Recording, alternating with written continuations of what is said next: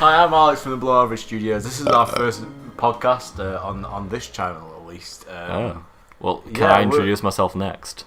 Yeah, yes, you can. Go ahead. Alright, well, where were you going to go? I don't mind. The man, how does it come? You're already interrupting me. I'm Andrew, better known as Muggins from Below Average Studios. I'm Lawrence, better known as Lawrence from Below Average Studios. And welcome to Below Average Studios. Do we do the shot now, or are we doing that in a bit? Fuck! You ruined it by acknowledging it. Little bastard. Wow, what were you guys thinking? Oh, God. Fuck, I hate tequila. What brand of tequila is this, Alex? I don't fucking know. It's boring. Sahara for your pleasure. Sahara for your pleasure. Sierra tequila. That's it, Sierra. I bought it because it had a little sombrero on, I'll be honest. It looks pretty cool. We've done 4 shots of those already, and my tongue burns, my eyes are watering. I want to go to bed now. Can we cancel the podcast and do this tomorrow? We're currently on holiday. We went to CenterParcs for a week, just to sort of chill out, hang out a bit, be friends. This is day 1 of us being here. It's mainly just drinking. It's all drinking, to be honest. Yeah, you should see the fucking draw. We're doing like below average vlogs along here as well, so you'll probably see some escapades of us being drunk. Yeah, and Muggins can't ride a bike, so we've been teaching him how to ride a bike. Yeah, so far He's not not been ride a bike. productive, but Yeah, so far you still can't ride a bike. we're getting there. We're getting there, folks. We've filmed quite a lot on him not being able to ride a bike. So We're basically filming me bicycling chronicles. But yeah, so far I haven't decked it. I nearly did. And as soon as we started, me and Lawrence were like, "You're going down that fucking hill." Yeah. we I was like- pretended like it was important for him learning, but really we just wanted to see him fall on his face. Yeah, I was You're thinking a to very myself, boring learner to watch. You don't even fall. well, I'm more scared of my safety on my elbows.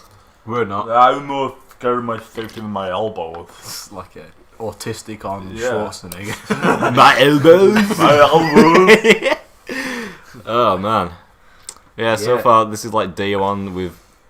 Oh, fucking hell, like carrying a stuff here was a piss take. Yeah, that was a little We nightmare. had like 700 bags. We had this one bag full of food that was like one of those Let's be honest, Morrison's. it was your bag. Muggins took Yeah. forever. Yeah, he brought the stupidest bag. It hurts with the handle. Yeah, it's one of those like Morrison's Super Saver bags. It's like plastic on the outside, but the handles are like fabric textures and they're like rimmed, so they But- like burn your hands when you're carrying bare carry stuff. Literally, the second we got back with that bag, the handle broke. So good timing. Yeah. And alright. I mean, we now have to drink everything we brought. We have no choice now Yeah. but to drink and eat everything that we've brought, and we brought a fucking lot. So this might be the first and last podcast, honestly. I mean, Yeah. alcohol poisoning is already creeping up on me. We might be Yeah. dead by the end of this week, guys. that's half of that bottle of tequila gone. and we're right very there. glad to chronicle it on YouTube for you guys. Yeah, it's all about the fans, really, isn't it? At the end of the day, No, I Yeah. just want to that get looks drunk. like it's got a lot of ketchup on it, and I want it. We have a bowl of chips in the middle. That was We're gonna be- disgusting. Muggins can't cook them right though, so they're mostly Yeah, they're raw. bony as shit. Well, you said they were done. I asked you, are these John Lawrence? And you Sponsored said by yes. Heinz ketchup. Don't say this because I might get flagged for copyright. Sponsored by no brand ketchup. You're probably wondering, hey guys, I've seen you around this corner before. Around these neck of Kicking- the woods on Kicking YouTube. it, yeah, kicking it on this corner. Yeah. And you're right, we did used to kick it on this corner. Probably wouldn't say it like that if I had to choose. That is the first Again. time I've heard that phrase. I would never say I kicked it on no, any corner. I'll be honest, I was never going to say it. I've never kicked it. I'd never kicked it either, but we're in it now. We're kicking it on this corner. We are kicking the We used to have an old corners. channel called Below Average Gamers. And yeah, and then now that channel's gone. Really glad you took the lead with that, because I was going to say this channel's name as the old one. Don't do that. Yeah, As far as we're concerned, that channel's fucking dead. But if you're new here, hi, welcome. We're gonna be sticking around for quite a while and drinking and doing shit. Oh, fuck off. We have so much shit planned. We do have a lot of shit planned. Stuff we're going to film later on tonight, actually. Really excited. Believe it or not, I cannot wait. Well, basically, the idea with this channel is the original channel was sort of going nowhere. And it We was had- just gameplay. Yeah, Like we had a fair amount of subscribers, but it was never going anywhere. The fact that we had that many subscribers compared to that many people watching was kind of detrimental Yeah, we to had, us like, in the long run. 11,000 subscribers, like 20 views a video. Yeah. And it wasn't so- working out for us. I'm More just sympathy subscribers. Yeah, so we weren't getting pushed forward by YouTube. There was at at one that point where we got spammed by a bot account and we gained like 1,000 subscribers. Are you picking your nose on camera? Of course, I'm picking my nose on camera. There was one point in like 2015, 2016 where we got like spammed by a bot account and we gained like 1,000 subscribers in a day, which probably hurt the growth of the channel. Yeah, It really, definitely did really in the long fucked run. us up. We thought we were like going superstars. We were like, we were like Logan Paul level. We were like, whoa, dude! I was buying shit already. I was like, We're gonna be like rolling in the dough. Yeah. I was used to getting like, a small sum off Muggins every now and then for like. I don't feel allowed to talk about money on the YouTube channel at this point in I don't give a time. fuck. I don't give a shit. We're a no-nonsense YouTube Pretty channel. much, we were talking about the channel. Obviously, it's been in motion for quite a bit now. We were talking about it, and Muggins was like, do you think we should maybe censor a little bit, to cater to YouTube? And me and Lawrence were like, fuck you, man. Yeah. No, of course not. Now we're going to talk about everything. We're just gonna do what 9. 11. If a video comes out and it's offensive, that's who And cares. If a video comes out and it's normal and it's fine, Princess that's fine. That's what we want. Diane. The point is we're not gonna do. The point is we're not gonna censor ourselves just to cater towards what YouTube wants. Yeah, right but now. like, I mean, we might censor Muggins out because he's boring, but just whatever we say that's like, all right, good joke. Just take it as a joke. I don't give a shit. Okay, sometimes I might mean it. But 99% of the time we are just making I fun. wouldn't say 99%. I'd say like it's about a 60-40. I was gonna go for Alright. 60. But just Well, know if you say anything which too way we're racy or going. too risque or something Listen, that's way out there, just I take can't it as believe- don't pander to them. take it as a joke. We're gonna do what we think's best and what we think comes off more natural, and Yeah. I don't gonna censor myself or anybody. It's like when we're just If we end with this channel and it's got fucking 20 subscribers or whatever, I don't give a shit as long as I'm proud of what we've made. yeah. Yeah. That's going to be first and foremost what we try and do. And that's where we've got a lot of different shows in production right now, a lot of things that have been written, a lot of things that we're shooting We're just later. here to have fun. We're here to have Yeah. fun, but we're also, the last channel, it probably wasn't production quality, it wasn't as good as it could have been, so we're Yeah. going to push ourselves to make it a bit better. As you'll see, we've got 2 cameras going on right now, Camera 1, and camera 2. camera 2. So we're going One, to try and two. That was so good. That was One, so two. good. I'm half and half of us cut that. I'm gonna cut. I think we should cut Logan that. Paul did the same shit when he did that shit. Oh, with did he? fucking goddamn that. Alright, we should definitely cut that that. I'm then. colourblind glasses. And Definitely gonna he's trash sitting there and he's Logan like, Paul. he's sitting there and his bird's like multicolours and he's like, what are you talking about? Maverick's grey. he's like very different colours. is that Like, where there's the a Maverick fucking, like, comes from? dark blue Then when he and red. posts It's like, what are you the talking about? It's all explanation, grey. obviously I know that Maverick is like got colours and everything. That dude's a cunt, alright? He's the worst. I don't want to start off YouTube on a bad foot, but I think like his best option is to like Kill himself. Yeah. Exactly. Kill Go to himself. the forest. Full circle. go to the forest and film himself hanging from a tree. It's like no one would poetry. complain about that No one video. would That rhyme dude's a about wanker. So I'm like, not inciting violence, I'm inciting suicide, so it's fine. go commit suicide, everybody. Yeah, if that's what you want. Not everybody. Just you Logan guys Paul. are sound, but if Logan Paul's watching, kill I yourself. don't think Logan Paul will watch it. I don't want him watching my videos. I mean, we There met- could if- be. Thing is, we mention his name enough, and maybe We put him in the search tags for the video. Yeah, I already don't Logan feel Paul good about roast talking could be the about title him of the this much. podcast. Yeah, we're just What getting. was that boxing match about? That was rigged, wasn't it? He was definitely rigged. Didn't it end in like a draw? Yeah, it was rigged. Yeah. They're doing Oh. a rematch. It was rigged. He was It's rigged just so to they make can more get money. more money. Yeah.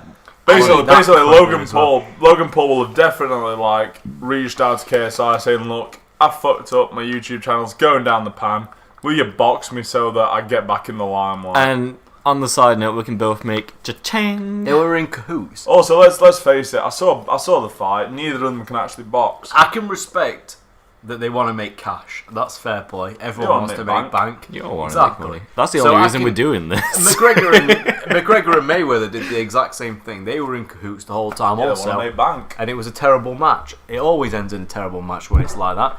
But the fact that they were like, oh, it's a draw, let's do a rematch, that's the dishonest part. Yeah, that's. They're just trying to scam people for a second match because Gar- they rigged the honestly, first one. I guarantee you the next one's a draw as well. You think so? Do you think there's going to be a KSI Logan free? Yeah. No, it'll just what end. they call it, It'll just be boxing. draws and draws and draws and Goes draws. forever. Yeah, just like, Let's be oh fair, my they're god, both they're so shit evenly boxers. matched. Logan Paul was like, I want to join the UFC, and I want him to join the UFC so bad. 'cause I they will do. Fucking Like what you call destroy it, KSI's like, I want to go pro boxing. Logan Paul's like, I want to go UFC. It's like, I want you to just God, see UFC. how fucked you, yeah. UFC is brutal. There's like no forgiveness in. There's He no was- like going he the was distance. he was Just like getting gassed out out at the end of fuck boxing. I'm not. I know boxing's like really hard, but he was 'Cause gassed out. you go so- a lot of rounds. It's a lot of rounds in short bursts. You've got to throw all you've got into it. I get it, but that guy, he doesn't know how to box. I'm sorry. No. Like when I used to do boxing, there were 16-year-old girls who could do better. Really? Yeah, honestly, there was scary as shit. I was frightened. I was frightened of those children. But yeah, enough of that. So, considering the old channel, when was the last podcast that we did on the old channel? It doesn't matter. This is a new. No, it was over a year This is ago. podcast number 1. What are you talking about? We never did a podcast before. Yeah, So, we're not doing any. We're not referring back to the old channel from this. As far as you're concerned, this is a new start. Think of it as a new channel. You don't There's know going to be us. some videos. There's going to be some videos going up from the old channel, just Yeah, sort of yeah, like yeah. a classic shit.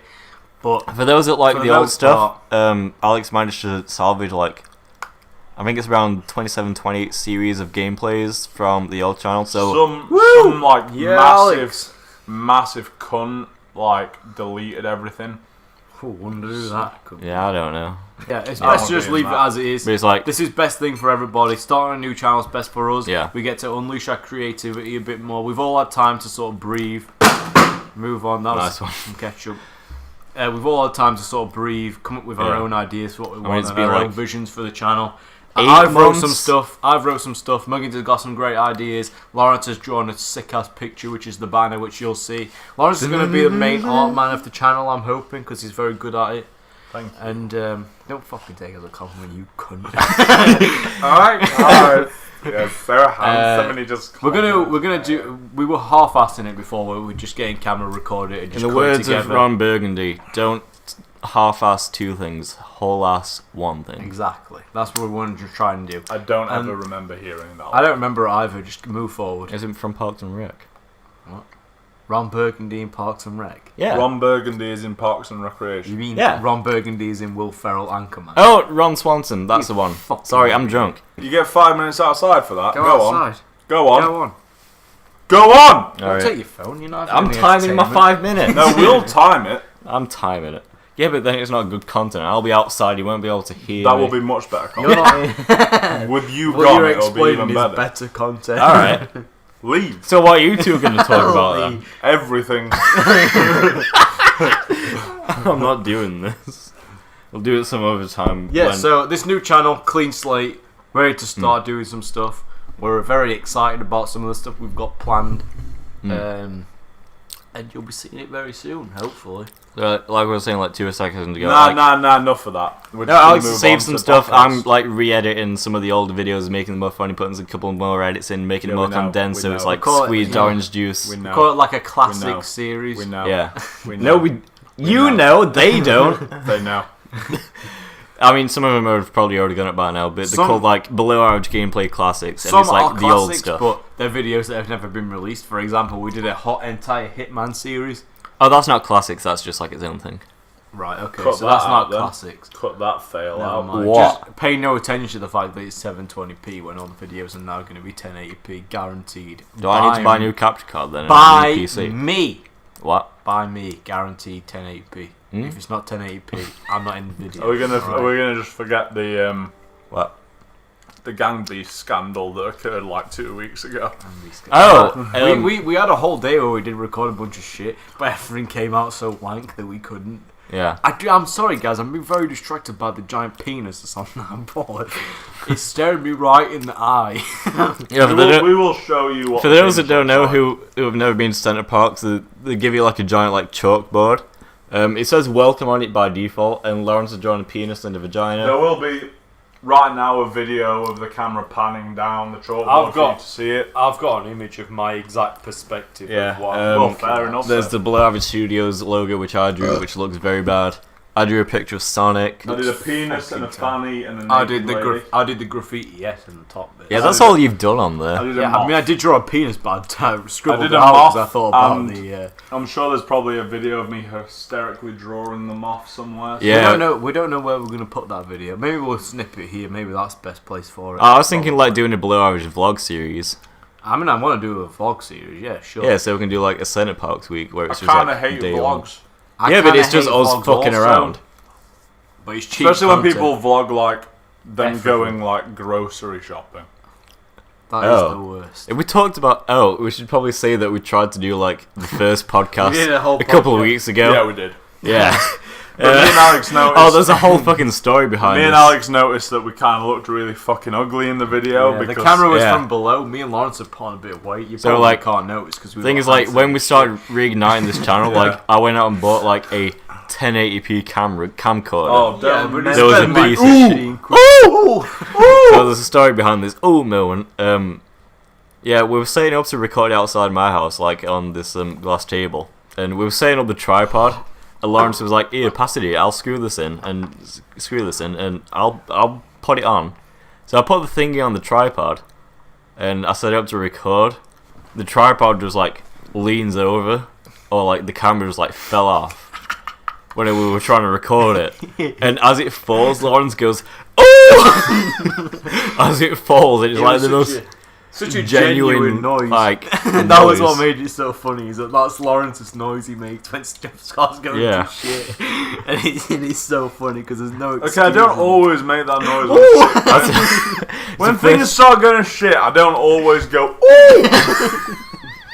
It was the only noise that came out at that time. And then the camcorder fell on the floor, and like the side bit that shows the screen preview like fell out. So we were like, Yeah, we fixed it. "What do we do?" So we spent fixed like it. 2 hours fixing it, and then we were like losing daylight at this time. That's because me and Alex Me fixed and it. Lawrence, He did fuck all. I recorded just bits sat of there it. being a twat, but me and Lawrence, we And, took it apart, we repaired it. It's as good as new now. At this point, it's like sunset, so it's like, well, let's go up the garden. Like, we'll use the phones as flashlights, and it looks like a shady cult video. It looks bad. I've still got the podcast saved, so I might release it for the 1 year Alright, anniversary. we're definitely not doing that. I'm all on it to just delete that podcast. I'm keeping it. I'll save the photos that you took of me. Oh, I've got being the creepy. photos. good Like, photos. we've got photos of Lawrence being creepy, You like can just stick them night in vision now while and we're stuff. talking about And Yeah. that was us testing the camera. We realised Muggin's camera was wank, so we went Yeah. out and bought 2 more Alex cameras, went out and bought as some. you can see. It's So like- hopefully they're pretty decent quality. It's like Seem actual fine for 1080. now. Well, it's way better than the camera I was using. You They've can see got, like blue they've speckles. got a really good zoom on them, which we were using to good effect in the Muggins' riding a bike video. So hopefully you'll see them, but they'll be used in for the future. For now, Yeah, we have some live action stuff. Maybe some other shit. we planned. do. I'm hoping for it to be quite a lot live action. To be honest, I like the creativity side of it. Yeah, so it's like, below average gamers. We were just like doing gameplay and slightly over differentiating between below average studios. Like, we can broaden horizons. Not only that, I want to sort of evolve the Looking gameplay in a around way bits, too. I was gonna say, yeah, we can broaden horizons and you can put on some fucking deodorant. If you think I stink, I'll go put some deodorant on. Yeah, you better. Okay. Yeah, so we want to even do the gameplay a bit different. Obviously, Yeah. some series are going to be episode 1 to 10 or whatever the fuck it is. Yeah, But some are gonna be in series, some are gonna be some- one-offs. some I'd prefer it to be in more of a highlight fashion. Yeah, kind like of thing. highlight reels. Yeah, Exactly, just like- something sort of that, depending on what game it is. Like games like me and Muggy did Until Dawn on the last channel. That's a get series where you do it through whatever it is until you finish the game. Just do it in one sit. Different games like GTA, for example, that'll be a highlight reel. Red Dead 2, when that comes out, that'll be a highlight reel. That'll Red be Dead, a highlight maybe reel. Red type Dead 2 game. will be like a series. I think, like, you know, Depends like on what we're doing. a series of multiplayer videos. I'd think. A series, but I don't want it to be dull. I don't want it to be like, No, a oh, we're series of riding, highlights. we're like, riding to this location. I don't want it to be the entire video was riding there. I'd like it to just no, jump it'll be into it. cleverly cut. Like, Alright, Jesus. with my director hat on my head. You fucking You do look like a pun. Ponzi film director at the moment. okay, just because I rock a flat cap and you guys have scruffy attitudes That's the kind of with quality with my leather bangle and whatever this shit is. I used to watch a series called Jake and Amir on YouTube. Love that. It's fucking one of the best web series ever. Let's not promote anyone. And he comes out. Well, they're not doing it anymore. He comes out and he's like, he comes in and he's like, they do episodes where Jake's like super insecure, and he's like, it's a leather. Is that a wash? And he's like, no, it's a leather band. I just wear it. he's like super insecure about just his leather band. He like wears dog tags and shit. What are you doing shots off?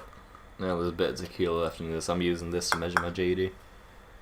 Why would you do Anyway, that? Fuck, why why don't pour it in, I dude? I just pour it in until I start feeling sick. So did and I. I poured stop. mine to like here. Yeah, Alex made like a vanilla vodka and Coke, and he great, poured like nice. 7 shots, and it was like that thick with vodka. No Yeah, joke. Dude, I fucking love. It's lovely vodka. It's vanilla vodka. Like we were saying earlier, it should taste like really nice with like vanilla Coke. Oh, it's delicious. This vodka. It's Ooh. like 20 quid a bottle for like that, which is Oh my god, I love that sound. Just 700 then. That was sexy. That was a really good sound. ridiculous. But we discussed our future, the new channel, what to expect. So yeah, I'd like to be on a pretty tight schedule. To be fair, Not you too know. tight. Not too tight, but I'd like people to know what's coming like, out when. Blue Orange So that Gamers, we helps. were hitting it fucking hard. Like It was too hard. I had sleepless nights editing videos. Trust me. If we miss Same. couple of if we miss a couple Lawrence of days just showed without up, a video, recorded, and goes to bed. that's Yep. Lawrence. Lawrence is the most stress-free member because he just. Remember when Lawrence was hosting the podcast and he did it for 2 weeks? You remember that time I that fell Lawrence, asleep. Lawrence was so fucked he fell asleep on the podcast. I at was Christmas. really fucking hungover. Yeah, I remember well. I was, Oh, I was good. I was stood there and Do you I have tried. heat stroke? I tried calling you. we had a party the other week. Yeah, it was my, Lawrence couldn't come because he had. I think it was my cousin's 8th birthday, and Dude, I got fucking wrecked. He struck his code for hungover. It was a Sunday. I'd worked that morning, and I was me and Jake. you worked Sunday morning. No, I worked Monday morning, but it was Oh, Sunday night. right, yeah. I also worked Monday mornings. Fuck you know, and me and Jake drank that entire bottle of rum, another bottle of rum. Oh, I that drank a lot of flavoured whiskey. vodka. Oh yeah, we're mixing So, like vodka Off my with tits, man. like cherry juice that you use for slushies, but the slushie machine wasn't working, so we just drank like the Nah, cherry. different time, mate. You're getting them jumbled. No. That cherry stuff I was mixing with vodka was just like pure slushy juice. No, because yeah, it I'm was. talking about the cherry vodka itself, the flavoured vodka. Oh. At your cousin's party. Ah! You ripped his nose off. I look like You're a all stroke Michael victim right Jackson. now. Why is it wet? Because of my sweaty hair. Yeah, so I fucking wrecked that night. Yeah. There was a paddling pool. At some point, I tried to push someone in the pool. They tried to push Yeah. me in, and I really fucked my It was rib like- up. I was in pain for weeks. I like how most of my cousin's birthdays just turned into us drinking. It was It's Jake. It's always Jake. He's such a fucking bad influence. Always gonna get off my tits. We're going off on a tangent, aren't we? See? So we're gonna have like a somewhat lax schedule where it's like we're not gonna upload every day, but maybe 3-4 days a week. Yeah. Where it's just like we can upload when we can. Because like it got really stressful. I'd like sometimes. to be scheduled, but I don't want it to be every day of the week. Maybe like, I don't know, 3 times a week, 2 times a week. Whatever we can fit in at that time. Mm. That was crawling on your face. What have you done? Was that a moth? They was crawling along Lawrence's face. Oh yeah, when we filmed this podcast the first time in my back garden, we had like 2 lights on us, so obviously it attracted moths. So in like the middle of the pitch black Mate, garden at night, Mate, I this looked moth at it, just it like was came, crawling. and Lawrence proper fucking screamed. It Lawrence was hates hilarious. moths. He fucking I also hates- hate moths. I'm not a big fan I of hate insects. moths too, but not nearly as much as Lawrence. Where do we go from here?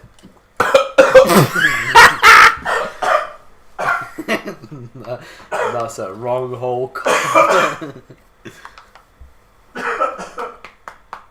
So in short, the new channel, we just want to be a high production value with content that we really want to put ourselves behind. Some things that we That want we're proud of. yeah, something that we're proud of, like our swan song.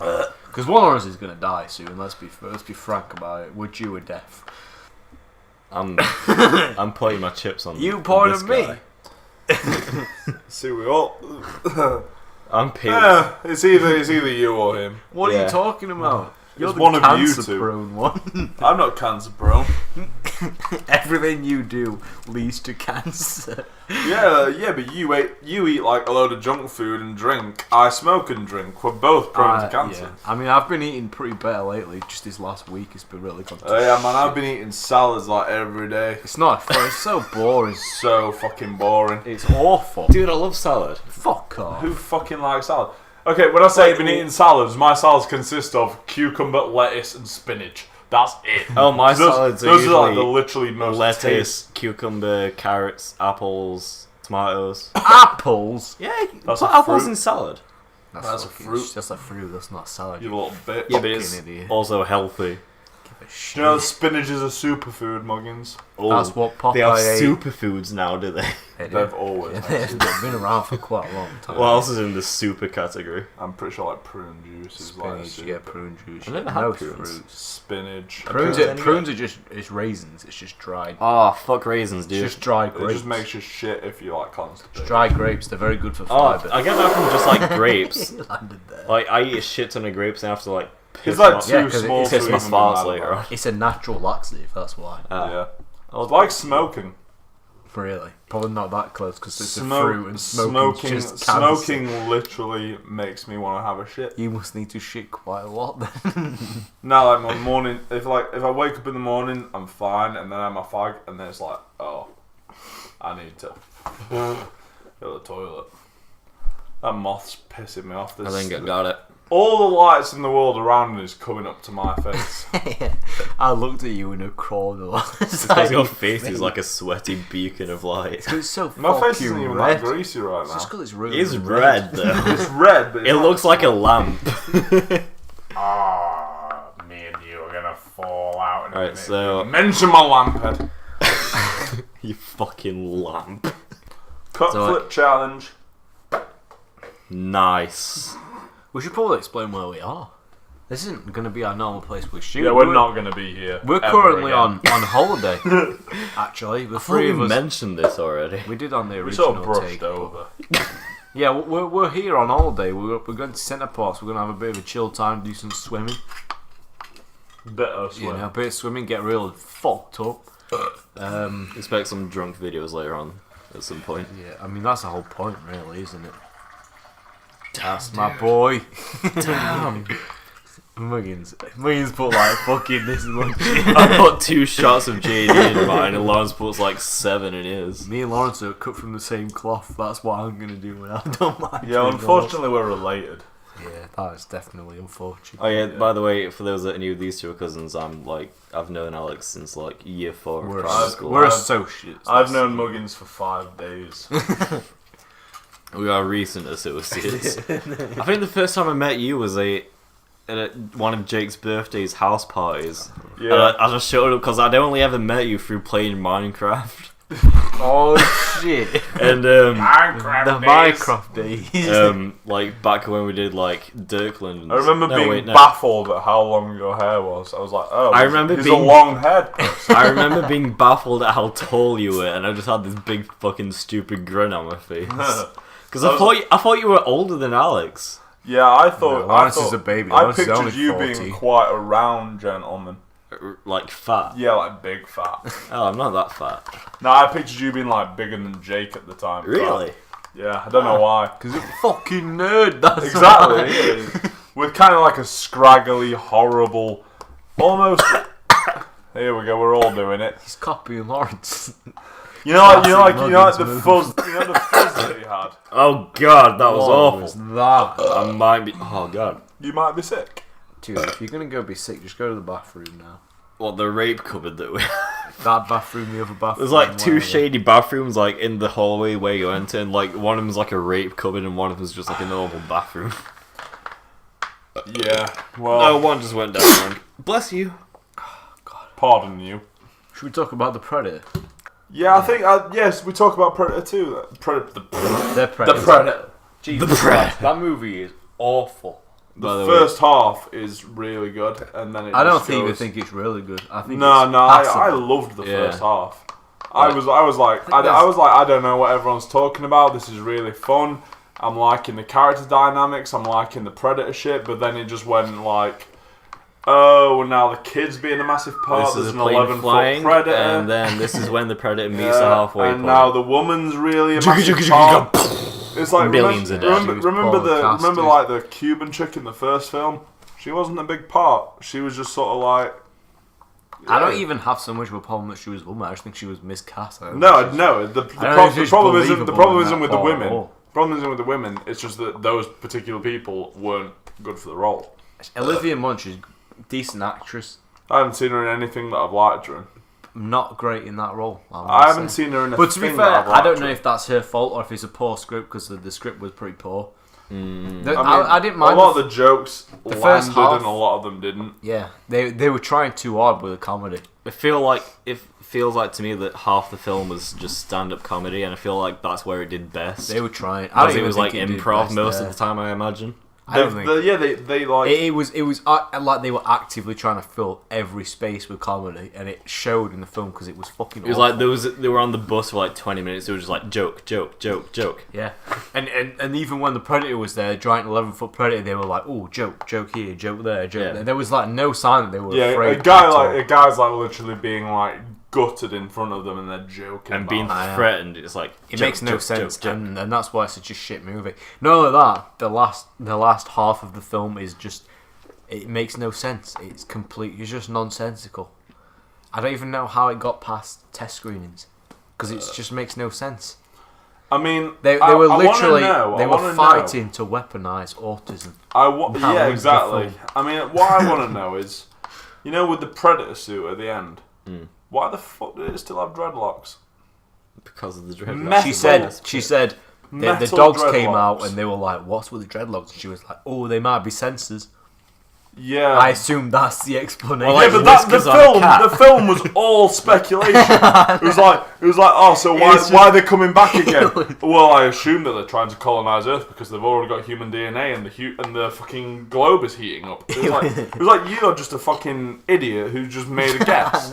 I know. It's just someone who went, oh, so why are aliens invading? And someone just turned around and went, I don't know, global warming or something. That whole film is just bullshit exposition for characters you don't care about. I turned over to like you or Alex in the film.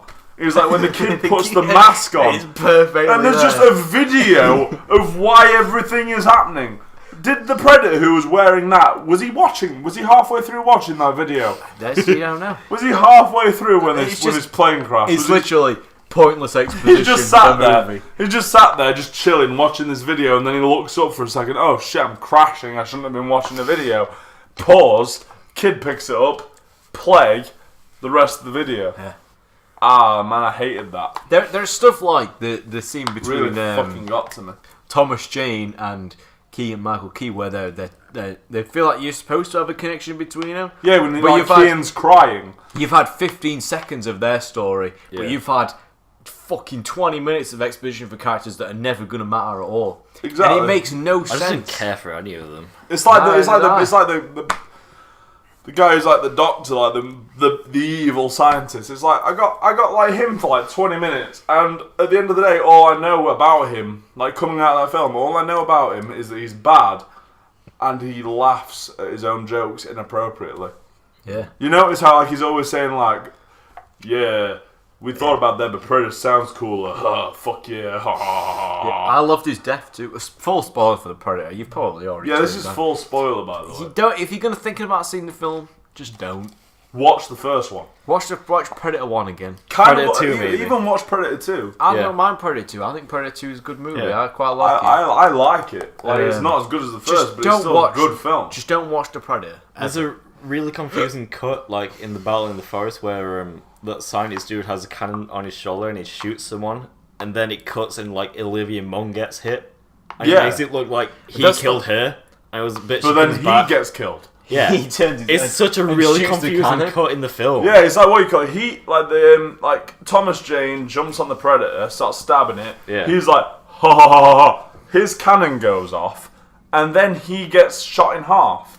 Let's not brush past the fact that they were like, oh, he's got an exoskeleton under his skin, which is not an exoskeleton, but she literally says that in the film. He's got an exoskeleton under his skin. That's a fucking endoskeleton. She turns around to the rest of the team and she's like, did you see that, guys? He's got an exoskeleton under his skin. And I'm just like, what are you talking about? That's just a fucking endoskeleton. She's an idiot. And then pretty much they take down the Predator by cutting off one of his mandibles. Well, what you call it? Only when it's convenient to the story. It's like what you call it? They're like firing fully automatic assault rifles at this Predator's face, chest, head, neck. But then he takes out a shitty 9mm, blasts it, and one of its mandibles flies off. As soon as a script deems it to not have a shield anymore, it doesn't have a Yeah, shield. well, and there's no explanation. It left his shield at home because that day. it makes no sense. The whole movie makes no sense. Also, my biggest issue is, like, I don't know if you picked up on this, Muggins, but why the fuck did the black guy, you know, the main black dude, Yeah. I don't remember his name, why all of a sudden did he go from just being chilling on top of the force field on the plane, Coughing up blood. now then he's coughing up blood. That's what I was Maybe it's thinking. because, like, the ship was going up into the higher atmosphere. He wasn't even. They were at the tree level. Yeah, they were at tree level. I thought maybe the guy who got his legs chopped off flew away shooting. But from what I can remember, he didn't fly away firing his gun. No, And I feel like they would have shown him at least taking a bullet. I definitely feel like there was something that happened, but it was cut out because it was I such was a reading, fucking like, mess. threads on Reddit, and apparently a lot of shit was cut. Yeah, they refilmed the they entire were like, ending they were just from like, it, yeah. okay, I have no time for you anymore. And what really confused me is, like, yeah, okay, we've taken a few shots, you're like coughing up a bit of blood. I don't even think that would make me want to jump into a turbine. To be honest, I'm fine with his suicide. I just don't understand why he was coughing up blood. Because it was cut out. Maybe it was some shit that happened earlier that got cut, like we're saying. That's the problem with the movie. Bottom line is it's such a massive mess at the end. You can It tell a makes lot of zero things sense. are cut. It makes no. There's one of the main characters, pretty much the main antagonist throughout majority of the movie. It's this black guy who's sort of like I'm not even sure what his motivations are, but he. Yeah, I don't. What were his motivations? No one knows. They were against each other for whatever reason. I don't know. I honestly think his motivations were, don't let anyone find out. They wanted to start the ship up. That was it. They didn't want to destroy the ship. They wanted to get the ship so they could use their technology. Yeah. And so he was on that side. They were against that side for some reason. I don't know why it matters. They're both against the Predator. But he pretty much, he's a pretty main big character. And so he's got this cannon on his shoulder. And he turns to the left. And then the cannon fires, blows his head off. But the scene lasts for 10 seconds. And then they're immediately on to the next scene. To the point where everyone's like, what the fuck just happened? Did he just die? And it's like the entire last bit of the film is so rushed out massively that it makes zero sense. About 5 people die, and I was like, wait, where did he go? Not only that, you don't even give a shit that the characters that you're supposed to like are dying. It's like the Irish guy who died first, gets his arm shot off. I had to really think about the scene to realise what had happened to him. Theon Greyjoy, yeah. Yeah, Theon Greyjoy. Not Theon, Reek. No, No, like 1 second, like there's a massive shot, and like I'm not gonna lie, it had a Requiem theme to it because it was too fucking dark and I couldn't see what had happened. So I was just like, oh, so he got his arm shot off. Yeah. Then he fires his flare, and then we don't see him. I assume, yeah. You either assume the Predator then killed him, or just left him on the cliff to bleed out from having lost his arm. We spoke about it briefly after, but what was the point in them having an 11-foot Predator? The original Predator was so intimidating as is because it used its technology and shit. This one literally just runs in. It's just a brute. It's got a shield when it's convenient to the story. Did it have any gadgets or what's it on it? It had no gadgets that the other Predator didn't have. It scanned, but it was just a bigger Predator. It was just a bigger Predator. It was just larger. There was literally no need for that Predator because the original Predator took down an entire elite team as is. And it was cool because it wasn't a fucking giant and it used its technology to defeat you. Whereas this one, it was an 11-foot, just fucking was swiping everyone out. It's like, stupid. They've made like so many Predators since the original Predator. Like they made like the Concrete Jungle Predator, and he was pretty much the same. He was. Yeah, he was pretty much the same. He just looked different. But then they went on to like all the Predators in like the AVP films who were like supposed to be like, ooh, elite hunters, and then they went into like the super predators in Predator films. But when you just think about it, all the Predators since like the first Predator actually didn't do as much damage. No. But the first Predator who was just standard, no nonsense, he was a Predator, nothing exciting about him. He wiped out about 6 special ops, buffed up killers. I mean, I'm not even sure it comes down to that, but it more comes down to they've never been able to get that reaction of this is an elite team. These killers, but they're terrified by this one predator, and that's what they've never been able to capture since the first film. They wipe out in an almost comical fashion a whole battalion of guerrilla soldiers. Yeah, and then all of a sudden they go from like they honestly they must have killed about like 6 of them must have killed about 40 of these guerrillas, and then one thing stalking through the jungle, and they are shitting their fucking pants. Even Billy, like Billy's what sold it on the whole fear front. Like, 'cause he was like this almost psychopath. Like, he was no emotion, just cuts through it. Here's what we gotta do, and even he was just like, we're all gonna die. Yeah, they've never been able to recapture that fear that they could in the first film, and that's what's been like. The Predator would make such an amazing horror movie, but they keep trying to make it into a comedy for whatever reason. Or an action film. They made the Predator like laughable nowadays. It'd be such a good horror movie. Like and just slasher flick. You know, even the only single bit of tension there was in the new Predator movie was when he was breaking out of the hospital and she was hiding. Trying to get. And the music was playing, and he was coming at her, and you could see him around the corner, and there was genuine tension. Oh, by the way, they used the Predator theme like. So much. They use it like 7 times throughout the film. Yeah, but they never used it when there was a genuine predator coming out. Because they couldn't. They don't use it in the original film. They use it when there's like helicopters and shit. It's the theme that they use.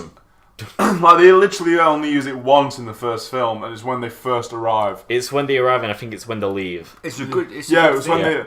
It's just. That's it. They only use it like twice in the entire film, and for the rest of it, it's pretty much silent. Yeah, and that's another thing that's scary. Noise. It's like it's the like sort of ambience of it. Yeah. But in this new Predator film, like anytime a chopper shows up or something like happens, also, can we talk about? I had a genuine put my face in my hands moment when like.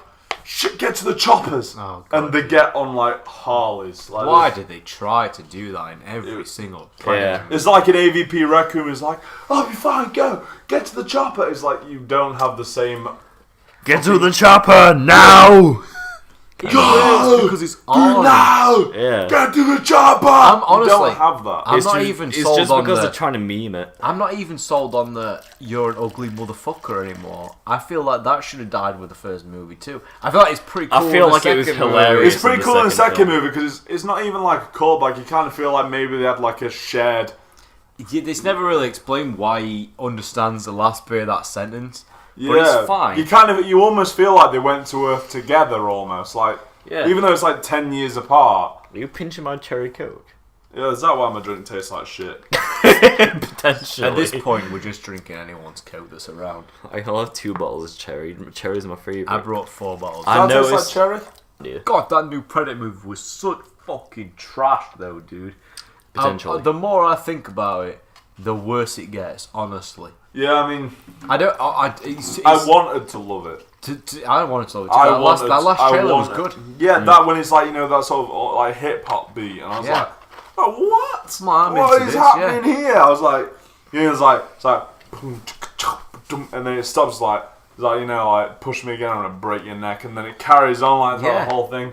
And then especially there's one bit where like it's like really well timed with the beat drop, where the Predator like pulls the guy over onto the table and stabs him once, and like the music is timed so perfectly. I feel like you can make any film look good with a decent trailer, though. Like Suicide Squad, for example. Like the 2 trailers that came out for that looks really cool. The funniest part about Suicide Squad is that one trailer came out and everyone, oh shit, that's pretty cool. And so they got that trailer company that edited that to edit the whole movie, and it was a massive piece of shit. Like, you can make any movie look good with a decently edited trailer and like a fair, good though, like soundtrack. And Suicide just, Squad was going to be a piece of shit regardless. I was going to say, like, the best films that I've watched recently, I've not watched the trailers for. They're films that have been out for a while, and I'll probably maybe seen the trailer at some point in the past few years. But like, I've watched one review of them, and I've been like, I'm not a big trailer guy, to be fair. I'm a massive trailer guy, but like, I don't like trailers for like Marvel. Like the trailer for Bad Times at the L Hotel, whatever. You know the I know film what I'm you're on? talking- Yeah, is the it trailer Ryan? for that looks sick. That's Hitman movie. thing. It's kind of like a movie. It's like Yeah, Bad, like Bad that, Times at L something. Yeah, that hotel for Hitman, or like that medical place for Hitman. Yeah, I like that. I actually saw that. Is that what trailer it and is? I was quite It's like when it's on the border of two different states. Yeah. Yeah. I love the trailer for that. I'm into it. There's that new. Where you've got like Chris Hemsworth like walking through the rain and he's got his fucking abs out because of course. Yeah. I'm like the next movie that I really think I'm looking forward to seeing is Papillon. What's Because that? it's a remake of I think it's 1970 film, starring Steve McQueen. I think his name. I think it's Steve McQueen. It's a brilliant film. I watched it when I was like too young to watch a film that actually shows actual animals being murdered.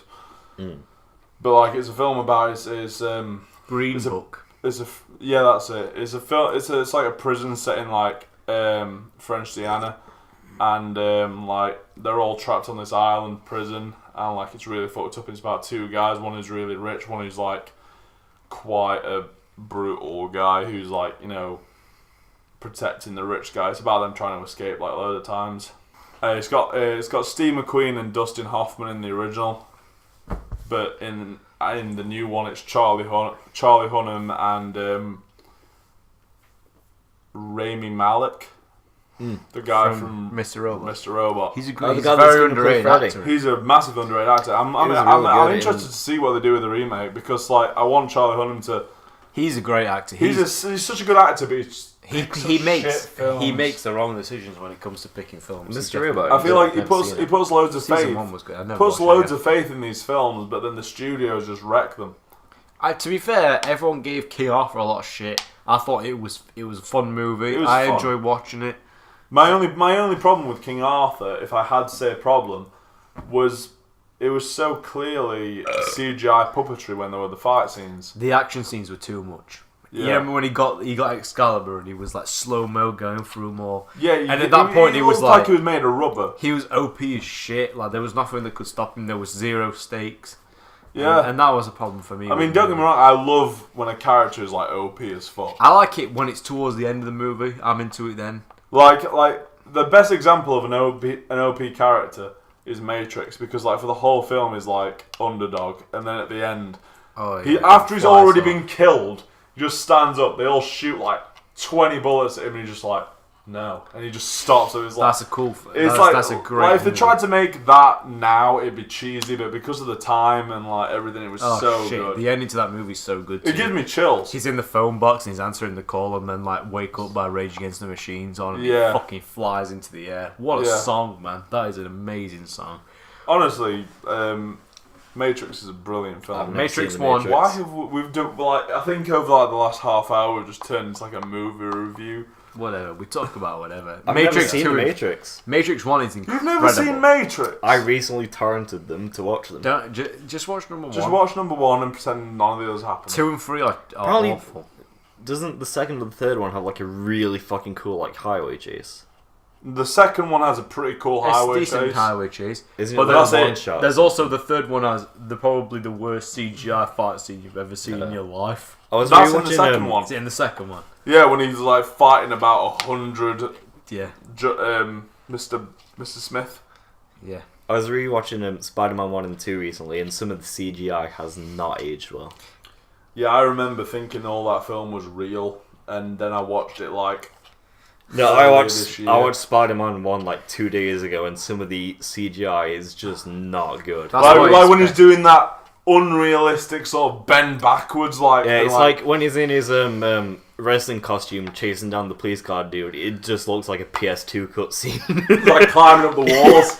I mean, it's fine then because that was like 2001. back in those days, it was like fucking wow, dude, that's so fucking real. You've got Justice League that came out last year, and the villain of that movie looks like a PS2 character. Yeah. Cyborg, and it's like, what the fuck is happening here? You know what I don't understand? Like DC like when comics are Yeah, that's concerned. Henry Cavill might just like quit the DC. I heard he universe. has quit. Yeah, he has. He's already gone. He's gonna play Geralt of Rivia for the Witcher series. He's But better like there. He's better there. DC, They don't handle him well.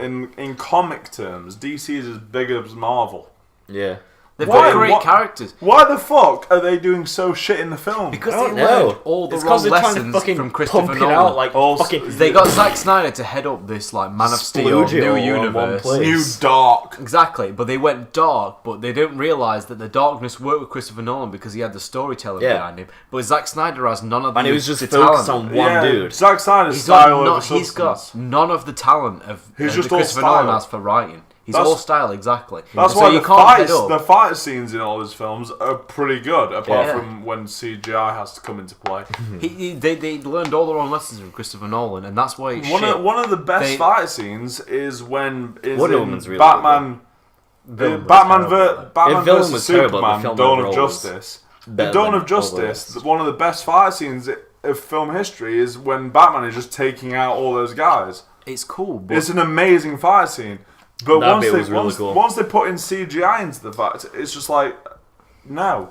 It's shit. That scene looked like something from the Arkham games. It did. that's That's what they went for, though. they Yeah. they There was ruined just it. that really cool bit where Batman picks up a toilet head and bashes it over Superman. I like it when that was fucking I good. like it when he's fighting those like goons. Like he jumps at obviously like he's like jumped through the fucking floor and Yeah. like he's like whipped them all around. And he like I like does a it, he somersault over a box and grapples the box and launches it some dudes. Yeah, and then like he just That was punches, so cool. like he lifts some, like throws some guy up in the air and he punches him down, and the guy like just lands face first in the wood, and he like his neck just bends the Yeah. other way. He's like his legs go like over him. It's so cool. Is it unfortunate that Ben Affleck doesn't want to do Batman anymore? He's a great Batman. They're It was all so fucking good they're as all Batman. great. yeah, Henry Cavill's great Henry Cavill as is a Superman. brilliant Superman. He's great. Ben Affleck's a really great, good Batman. But they've not got any good writers yeah, down there. just They like- need They you need know, to like, fire Zack Snyder. God, do you remember? I mean, they have apparently. They Well, they but need you, to do you remember? Get Let's rid kill of him. God, do you know what? Just hire some Get guns. rid. You know what Marvel's doing so much better is they've got these hungry filmmakers who are great storytellers and they're Yeah. bringing them on. The fucking what's the They're dude getting from people Thor who 3? genuinely. Taika Waititi. Taika Waititi. He's an amazing storyteller. Yeah, and it he's showed brilliant. in Thor because he had the comedy in the right places. It wasn't And the Russo overwhelming. brothers are fucking fantastic at telling a what have they dramatic done- story with comedy. Exactly. What had they done before Thingy? Fuck all. They'd done episodes of Community and Basically did And the The whole Office. season. Yeah. but they saw what they But had they know in how Thingy to and juggle they knew- like comedy with drama. Exactly, Like, and very, that's What Well, you it's need a very to even do, balance. what you need to do is you need to hire fans of the genre. they're doing that. I feel like I could there's a write a difference better between- movie with my ass in, Oh or God, with a pen. anybody can I write think- a better honestly, fucking I movie think than any- Dawn of Justice. All of us in this film, in this room, could write a better film than Dawn of Justice. That movie was a fucking Just train lift wreck. something straight from the comic books. Yeah, that's first off. That's all you've got to do. Yeah. And just change it a little bit. I was straight up. I mean, that the issue is he went, oh, we'll do these 3 different awesome storylines, but we'll squeeze it into one movie where there's nowhere near We'll enough take time. Dark Knight Returns. Yeah. We'll take Superman versus Doomsday And the Yeah, death the of death of Superman. and the Superman. death of Superman. And go psh, psh, psh, until just- it makes a movie Did eventually. not work. Except we'll cut out all of the Dark Knight Returns with the swamp people. And the disappointing part is Ben Affleck would be an amazing in Superman Returns. He's so And fucking Henry- good as Henry Batman. Because he's like got that sort of old, depressed, Grizzly look. He's a great Yeah. actor. He's a great actor. He is. He's like he 50 nails years it. old and he's just like, I'm Batman. But like Yeah. that's the thing. Like at one point, like it's like, and then he'll try and throw comedy into it, and it's like you don't suit the comedy angle when the Yeah. entire film you've been doing. It might work if it was written better, but they can't write No, good it's so movies. terrible. It's terrible, right? The only It good essentially bit, all comes down to the like, fact that they can't It's like what do you direct. call it? They kind of built the trailer off the whole. Oh, Wonder Woman comes into like the fight Wonder at Woman the was end, so fucking and good then it's though. like I thought she was with you, and it's like that's not funny. That is not funny at all. I hated that movie. I haven't watched that movie since we went to go see it. No, I've watched it once. Hate I it have so watched that much. film Hate it once. so much. I remember we went to go see it in 4D and we were sat there and like And the then the opening chairs sequence, just the like- chairs leaned forward and all 3 of us were like, She's like, what is happening? To be like- fair, I went to go see The Meg recently in Oh, yeah. 4D. was it good? Had a great time. It was a fun movie, completely stupid. I hate Jason Statham with a fucking passion because I think he's a bad actor. I don't know why he's still employed by so many people, but it was a good movie. It wasn't a good movie. It was a fun movie. Stupid. And the fact that Jason it was in Statham 4D, is an example of the most typecast person ever. he plays the same thing. He's always literally every single. He's a British tough guy Yeah. who's good with vehicles, but can kick ass if he's pushed. He's the same role. If you push him, he'll kick your ass. Yeah. He don't want it though. He just wants a He's normal always life. reluctant. That's He the always, key. he always just he left that life behind. Every single movie, he left leaves the the life behind. He's like, what is it like? we need them, you to come like, back. We need you to come back, man. Or like it's like someone's like threatening his daughter. Your ex-wife's in trouble. Yeah, your ex-wife or your Daughter's in daughter. trouble. Yeah, Or it's that like, was the mate. like, His your ex-wife. grandma's it's in like trouble. honestly, it's like I hang in the towel, but One more try. one more time, just one more time. To be fair, he was great in Lock, Stock.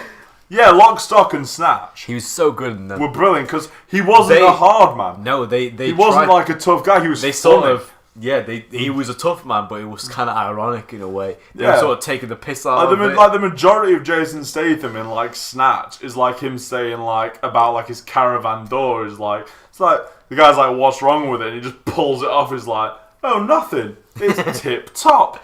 I just don't like the colour. It's like that's funny. That's Guy Ritchie. Yeah, that's Guy Ritchie Ritchie. humour. He's a grade A director. It's a shame about King Arthur. Arthur. Which was a fun movie. It was but fun. it wasn't Guy Ritchie good.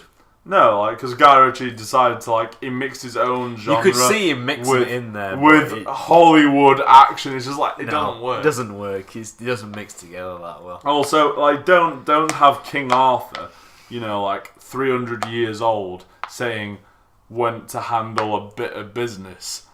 Like, it doesn't work, does it? No. You're having him talk like, an EastEnder, like now. Like a modern for the EastEnder. jokes, Lawrence. That movie did get a lot the of funny. shit that I don't think it deserved, to be fair. That That's camera one of those films. What's that one doing? That's one of those films that I will happily just Do you need a extension cord or cable for it? keep watching. What are we talking about? I don't know. I think we basically finished talking about films and stuff. What have we done for the last couple of months? Well, it's been like a year since the last podcast, and it's been Can like you shut that door?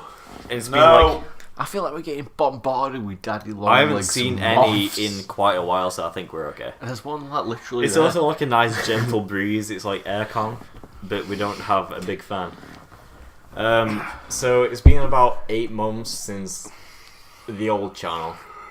So it's like, what have we done since? Well, I'm 22. Alex turned 22 recently in April. I think Lawrence turned is 14. Lawrence is the youngest one of the group at a ripe old age of 21. 21. I got scared the other week, like, because we're going to Chicago, like, in April. We'll talk about that later. Probably. I got scared because, like, the legal drinking age over there is, like, 21. I was like, fucking hell, is Lawrence 20 or 21? I got really confused. No, I'm 21, bro. Alright, Pretty sure. so we're good? I'm pretty sure. Pretty sure. I'm pretty sure I'm 21. I don't know what year I was born. So, like, what's happened since, like, the start of this year? We went to London. Yeah, we went to London, and a whole host of terrible shit happened. We went to London to see Foo Fighters. Yeah, my favourite band of all time. There was the tree pooing incident. We'll talk about that. That's it. That's at the end of the trip. That's like the bookmark to cap off London. Yeah, she did. First of all, yeah, we'll talk about it in a bit. But we got there on the Friday, so we arrived by coach. And what did we do anything like major on Friday? I think we just walked around a couple of museums and like art galleries and stuff. We went to a pub, and I was like, "I'll have 1 pint of San Miguel, please." And she went, "That'll be £6.50." And I went, So he was like, "Excuse me." "Wait, us three are from the good old town of Sheffield, where like for a Shit's pint, cheap as fuck. for a pint, it's like 3, If someone 4 quid max." If someone charges you £4, you go, "What are you talking about?" For? Yeah, that's yeah. extortionate. In Sheffield, like the most I've ever paid for a pint is £4, and like the least I've paid for a pint is like £1.99. Yeah, So same. it's between sort of like £2 and £4. Yeah. You're looking in roughly London, about like £3.50 for a pint. That's I'm reasonable. looking level. around sort of $2.90. Really? Good. Shit, man. Where like are you in London for a blue moon, it was like 6-7 quid, whereas over here you can get them for like 3-4 quid. For a pint of Blue Moon. we went over there. We when we go to places, we went to like Birmingham, and then went to Nottingham. Birmingham for a convention. Wait, no, not Nottingham. Not Nottingham. We went to Newcastle, Newcastle, Birmingham, that's the one. and London, which are all UK cities, and we've been out in every single one of them. And we went out. London is the most expensive place you will as ever you be well at. expect. We went to Newcastle, and it was expensive for us, But it was like but not too bad. so awful. It was like £5 a pint. It wasn't tragic. It was like I don't want to kill myself at the end of the Yeah. night for paying these prices. I Yeah. mean, then we went to Birmingham. Birmingham and then was I spent. expensive.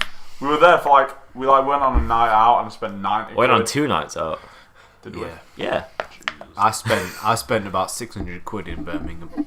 What? We went to a convention. Yeah, I spent about 600 quid in. Yeah, Did the we even convention. talk about the gaming convention on the old No, channel? we didn't. Oh god. Once. Went to like a whole gaming convention. It was pretty good actually. I'd rather, year I'd like ago. to go. Yeah. I'd like to go there. I mean, it again was sometime. decent. It was It was decent. fun. We got some good stuff. We There had a was good time. an after party. We played Far Cry 5, and I broke the game immediately.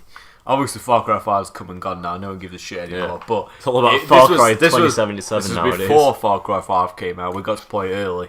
And I went up to a sniper tower, was trying to snipe somebody, couldn't hit anybody, and it was embarrassing. There was a whole line behind me. So I jumped off, pulled my parachute, and just went straight through the Yeah, I was fucking sat floor. next to you and you're like, Muggins, look at this, and you're like bro. flying through the floor. I'd made a joke beforehand that if anyone can break a game, it's me. And then I was Yeah. like, Muggins, I broke the game. Didn't some developer come around and like came check over. you out? It's like, how did you He do came over and this? went, how did you do that? No one's done that all week. How the fuck did you do that? How did you break our game? I We don't want know. to take notes. I just opened the parachute.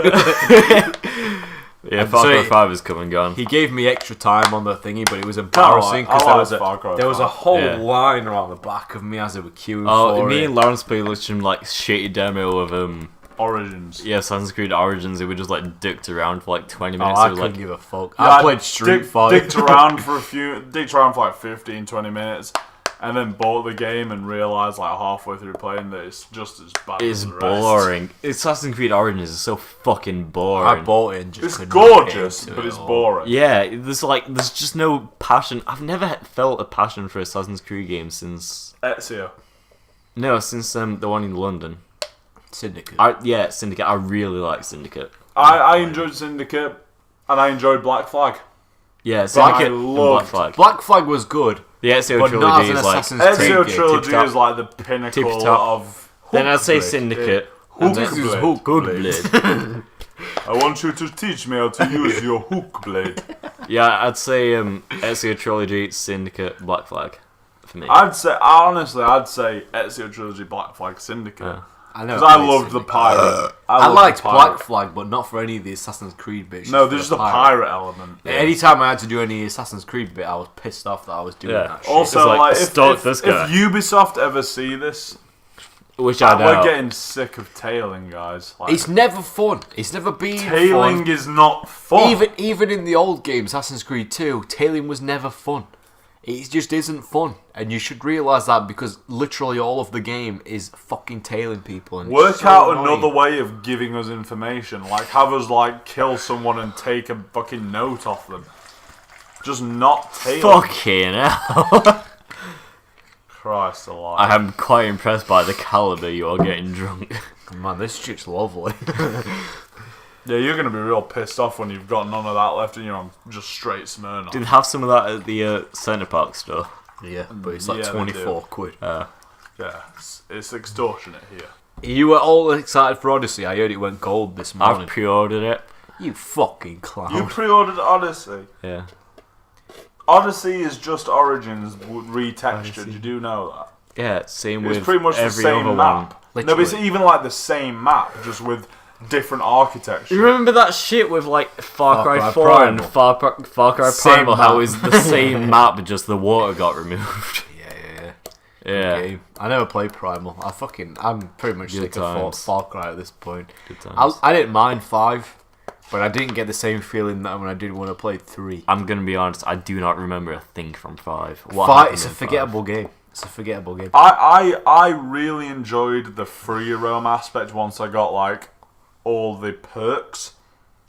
Once I got all the perks that I knew I was going to get in the game, I stopped playing the story. I just remember that 5's the one with that weird cult thing going on. Yeah, you remember that I time couldn't when give you a just shit kept about the getting cult. I just kidnapped? liked being able to like fly around in my plane. You know, stick on It's Always Sunny in the background, and then just like It's pretty much just do outposts. It's one of those games where you don't care for the story, you just play it while you're doing something else. Yeah, it's fun to play. Yeah. Yeah, it's fun to do This is like- outposts, but it's you know, There was no shit story structure. It's shit like story. you do a couple things and then you get kidnapped. You got kidnapped so often. Yeah. It made no sense that they wouldn't just fucking kill you because you were having such an impact against them. Yeah. That every time you got kidnapped, you were like, why wouldn't they just kill me? At this point? Yeah, because you get They're trying so hard you to kill kill me. more of their guys from getting kidnapped than Yeah. you do in the entire game. Keep going, keep going, Keep going, keep going, keep going, keep going, keep going, keep going, keep going, keep going, keep going, keep going. There. There, you're alright. Shit, that's too much whiskey, that, dude. That's a lot. I'll Of level it out stuff. with some cherry cola. You've not got the steel liver, me, Lawrence. Good old fashioned cherry It's not even a steel liver that we have. It's a really, really unhealthy liver. Oh, geez, mine's fucked. Yeah, It's you two are binge going to be drinking. dead before me. Binge drinking's the worst, apparently, and that's pretty much all We I are do. setting a very good example to our audience. Dude, the whole channel's going to be around drinking, I assume. Yeah, like if you look at the channel banner right now, it's those 3-inch cartoon people drinking. Drawn by Lawrence. I've just thrown It's up. a really good drawing. Good George. Yes. It's one of the best drawings It's, I've it's ever Muggins. It's Muggins pouring booze in a cup for Alex, and me just like holding my mouth after I've just like thrown up. Like That's that's it. That's like it's tease for a new show. it is. That's not even Coke anymore, that's just whiskey. Just coloured Let's black. Let's try a little sippo. That's just black whiskey, dude. That's what mine is, but it's vanilla vodka and it tastes amazing. I hate to say it, but that's how strong I pour my drinks when I'm like at home. Yeah. Really? That's very depressing. It's Honestly, almost honestly, straight, isn't it? I drink like a glass like that's about that tall, but like it's like that much of the booze, and then the rest Coke. So it's like half booze, half Coke of a glass that big. Yeah, basically to me, this just tastes like black whiskey. Yeah, it's Oh, that's such a disgusting. cool band name. Black whiskey. Black whiskey. Slightly racial. You just sound a bit racial. You're right. We're going for curry tomorrow. Oh yeah, we are. Are we? We are now. Yeah, we're gonna go for an Indian tomorrow. Ooh. Thursday night, we're gonna go to that American place, get a nice burger or whatever you want. You just caress my knee in a very I know. loving way. I didn't know, appreciate it. You look very racial. I don't like this audience. I feel uncomfortable. This is a cry for help right Bullshit, Muggins. You're fully wrecked. now. So we're on the topic of London and our trip to see Foo Fighters. So on the first day, On the first Oh! day of Chris. So what did we do on the first day? We went around a couple museums and art galleries and stuff. Well, we did. We had a weekend there, so we did Friday, Friday, night, Saturday, Saturday. So we Sunday. literally did everything. And then we came back on Monday, didn't we? Right? Yeah. No. It was Friday. It was 2 nights. Yeah, we went on the Friday We to did, just it was chill too, for a right? night. Saturday was gig night, and Sunday we just chilled in the pub for the rest of the day while we watched like the World Cup. That's true. Yeah. We did, but these two had never really been to. Lawrence had been to London, but only to see I a have gig. Muggins had never Never been. been before. I'd been there like a decade ago, and I'm only 22, so I don't really remember it that well. So we made it our mission to go and see everything we could, and we fucking nailed it. We did so Most many. of it. We walked through everything, and we fucking blitzed through the By entire the way, tour. I was so chafed that I was bleeding. Oh fucking hell! Lawrence had- Where Lawrence had we to going? carry fucking Vaseline. Lawrence told us Yeah, not to talk about it, but Yeah, like a small pot of on Vaseline. on the first day we got off at this coach station like quite far away from a hotel. I think we walked through Hyde Park, where Foo Fighters have also played a gig in Hyde Park, and Yeah, it's good. basically we just walked around like this way, and then we walked all the way around Hyde Park because it was like fenced off for construction. And there was like a big fucking lake in the Yeah, middle. there was a big lake, but it had this big ornament in the middle. Yeah, so like we were this big, quite like, curious about purple- that. It was like a purple barrel tower. It was like a pyramid, but like the top half had been cut off. It was strange. We still don't know why it was there. Yeah, we now. don't know what it is. And then we saw the Princess Diana Memorial. memorial thing, like And I had the a running lake. Yeah, we didn't piss in it. I made a joke about pissing in it. Anyway, Then we found a hotel, Berkeley Court. Berkeley Court Hotel. Shithole. What a fucking shit. I swear I still have bed bugs in my bedroom somewhere. Because, like, I wake up sometimes and I have, like, surprised. lumps all over my Me legs and Lawrence, sometimes. we left the window open for about 20 minutes and the place had, like, about 25 flies in there. Yeah, we but just it's couldn't like- get rid of them. It was the cheapest hotel we could find. London's Close to super the expensive. venue where we were going and close to town. So it was, like, prime position. It was cheap. But the quality of it was shit. It did, Like, to be fair, it didn't matter because Yeah. we only went there to sleep and then we left and immediately. shower and change clothes. And we left immediately. Yeah.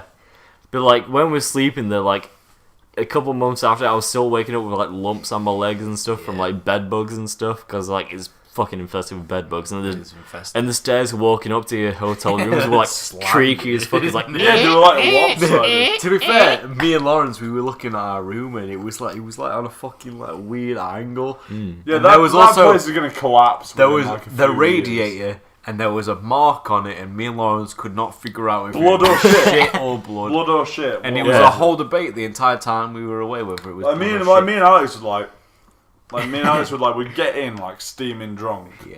yeah. and we'd like lay in bed, and we'd just be sat there in like complete pitch black, and we'd just go, so is it shit or is it blood? It pretty much overshadowed the entire holiday because we were just fucking like baffled. Was it shit or blood? And we didn't touch it to like work out the consistency You because should have like, got, like, a cotton swab and took a sample and took it to a lab. we should have. We should. Yeah. It's gonna bother me forever. I'm never gonna sleep. We should go I'm back never gonna there. sleep as comfortably as I did before Yeah. the shit or blood debacle. So wherever we go, we like to go at least on one night out when we're there, and we tried. Yeah, with we went London. out on the Friday night we were there because it was the night before the gig. You And need to then- go on at least one Yeah. night out. We tried in London. And, Lads night. we went to this club. I can't remember what it was called. But we paid 10 quid to get in, and we And went then in every there. drink cost 10 quid as well. We Yeah. went in there. And Like, we go to we're this spirit nightclub. drinkers. We go to this Yeah, nightclub we in are. Sheffield called Corporation Corporation. Sheffield. And it's like £4 minimum or max for a drink. Max. Yeah. 4 pay- quid max. Yeah. If it's happy hour before 12, it's free 3 quid, It's like- 3.20. I'm a drinker of double Jack and Coke and it cost me like £3.50, £4 max for a drink. We In drink London. vodka.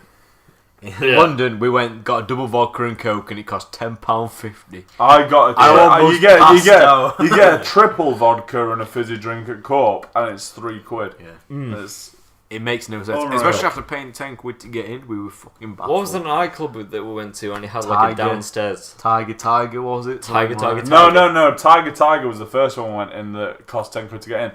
The one that I don't know the name of the one you guys are on about, where it was like 3 floors, but Did downstairs. we go to like 3 nightclubs? That was wank. We went to No, a we few, tried. a We lot. tried. We went to 3 nightclubs. We actually only went to the first into one. 2. And it was like That was Tiger. we were stood outside for a while, and then the search here, and it was like they had the bartender standing up on the bar, Yeah, they were dancing shooting and stuff. It was like, foam. "Shh." Yeah. But the thing is, as well, like they played each song for like It made a no minute and sense. 30 seconds They for like didn't a even do sample it of that songs. much. They played 30 seconds and then they went 20 seconds transitioning to the next song. Yeah. And they did the same Like, with that song. And They it didn't made even no play a sense. full fucking song. It's like, It was oh, so dude, I strange. fucking love this song. And it's like the song was over in like 20 seconds. It's was- like this different song. It's like what? Yeah, it was so odd. It was like I didn't. It made no sense at all. Dousing people with like. Yeah, Corp, fire they do it extinguishers. sometimes where they play one song and then they Yeah. transition. Mostly it's AZD, so they transition straight to like back to Back in Black or Yeah. Highway to Hell, something like that, and you can hear it coming. Or Leadmill do it sometimes with Run DMC. But it makes sense because they play the entire 3-minute song, then transition in. Yeah. But it was every song there was 30 It was like seconds every and then transition. minute and 30 seconds. It was like transition. It different was so song, different fucking song, odd. different song. It was like, You couldn't fucking keep up. yeah. It was like, I didn't even know what songs they played. No.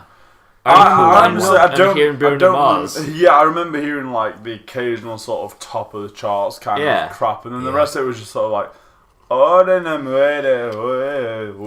yeah, that kind of shit. We It's pretty like, what much is happening? we left and we decided that London's probably not the best night for a night out. I'm sure Yeah. there's probably 1 or 2 solid nightclubs out there. To be fair, we were in the centre. We wanted to go to the worst nightclub in London. Oh yeah, we were looking up before we went out. We were looking at places to go, and what was it called? Like Toy Box. Toy Box. Big Yeah. racist issues. We were looking up like Toy the Box. nightclubs in London to go out to, and this place called the Toy Box, and it was like Pretty the much. reviews were like Unless filled you're- with unless you're- racists and unless- cultists and stuff. Unless It you're was a like, white guy, massive you're having a racist. hard time. it was like we should go there.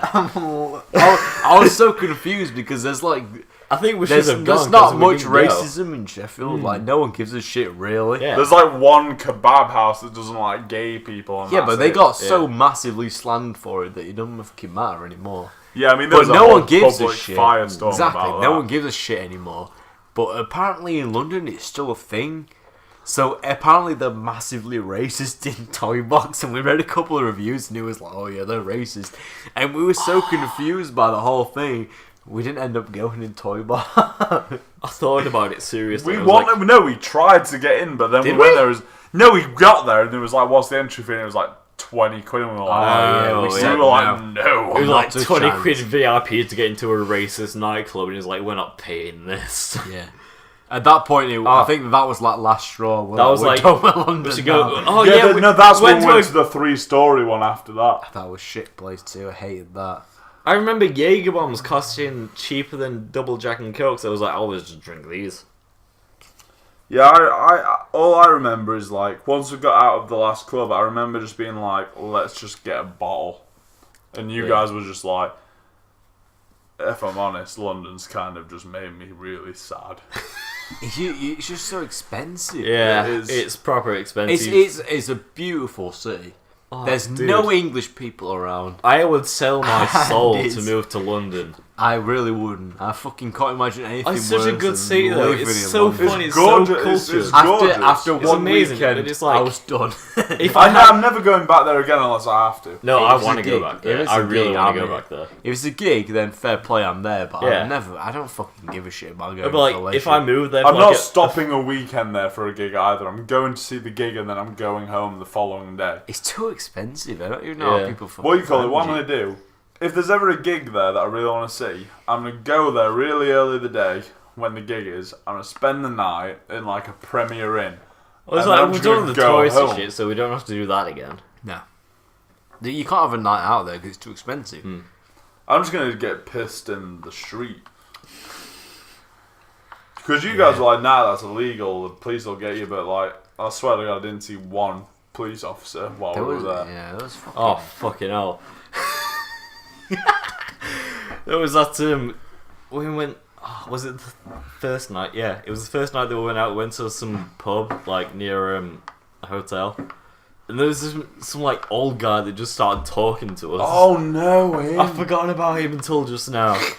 Because like, me and Alex just sort of looked at each other and was like, let's get out of here. And it's like we He just, sat, like, he we lingered sat with you. outside. We sat outside, and they came and sat with us, and just started talking about some bullshit. Mate, he was just talking to you, mate. I didn't even say hello to them. I didn't. I was straight outside. I understand how. Yeah, it works. you two had got your drinks. I was sat at the bar, and he started talking to me. He was like, Oh, God, "What are you okay. for?" Then mate, he's like, "Oh, dude, we're seeing Foo Fighters," and he started like going on about like Rolling Stones and the Eagles or some shit, Shit, at that point, and like, Fleetwood Mac or whatever.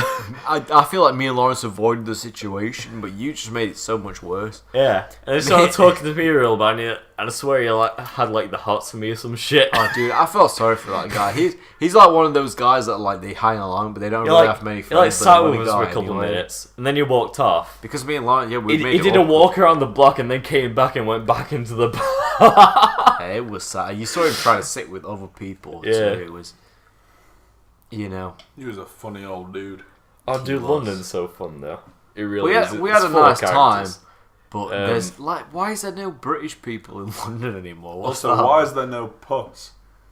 I didn't see much puss. It's because it's all don't like know, they're all exquisite foreigners. quality puss arts. You have to It's go not to like afford that high puss. life nightclubs. Yeah, it's Cannot afford expensive that puss. Expensive puss. Yeah, I only just realised that puss is like in It's Always Sunny in Philadelphia. Like when I watched it the second time round, I just thought he's you'd like- come up with it. It's like, what do you want to be the thingy of Wolf Corners like to get puss? Like Dennis is That's good. there's no doubt that it was primarily about pups, but So first night we just went to a couple nightclubs. It was overpriced, and then we hit up a corner shop. I bought some like ice cream and stuff, and I sit in my bedroom depressed, just like eating ice cream. me and Alex just sat there. I was eating like fucking Because they were like 2 floors strawberries. below me. I was just there like eating Haribo strawberries. I was at the top Fuck knows floor. what you were eating. I was You eating got, I was eating like Oreo ice cream sandwiches before I went to bed You that bought night. so much. and then I like bought so much ice cream and peanut related products. no, then what you call it? Like honestly, it must have only been about 5 minutes, and this is why I'm never sharing a bedroom with you again, Alex. You Snoring. snore like a bitch. You know, it's because of my weight. Well, regardless of what, you're like on your side, like eyes closed but facing me, and like you were doing the most annoying song. You were like, it's like just about to break. It's just about to stop and go back to normal breathing. You were going like,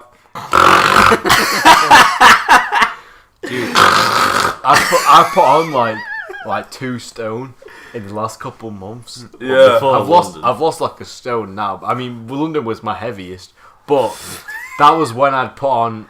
As soon as Yeah, I put you on were that weight, my snoring. snoring got bad. You were snoring like a motherfucker. I don't know what it's like now. It's probably quite bad still. I've got a couple of pounds left to go, but Yeah, I mean, you like, know. everyone knows that you Second snore I more when you've got fucking- weight around your face. Second but that I still. put on weight, my snoring gets right bad. I But don't like- know if I snore or not. But I was like poking you at one point, and you would not. Dude. You were just snoring right Mate. through it. Jake's like that, and it's Oh, fucking fucking horrible. Jake snoring is The so the bad. problem is it's like You it feel- always sounds like it's just about to go from to just like, Yeah. but it never quite breaks. That bit of phlegm or whatever it is that's making you make that noise, it never goes. Yeah. Oh god. The second that I put on more weight than I need to, my snoring gets terrible. And that's just how it goes. I mean, I've made my throat bleed just by mimicking your snoring. Really? I can feel it. Taste the blood. I can taste the blood. Yeah. That's Sorry about the that. cans. When we stay in Chicago, hopefully I'll be a decent weight. We should I'm start getting like my a own below average program, like Get Fit for Chicago. Mate, I don't even fucking try. I mean, we're gonna I get just- fat while we're over there I eating just- Chicago deep pan pizzas I every some- night. I was I've gonna lost say a like pound, I've lost weight. I lost like quite a bit of weight for this.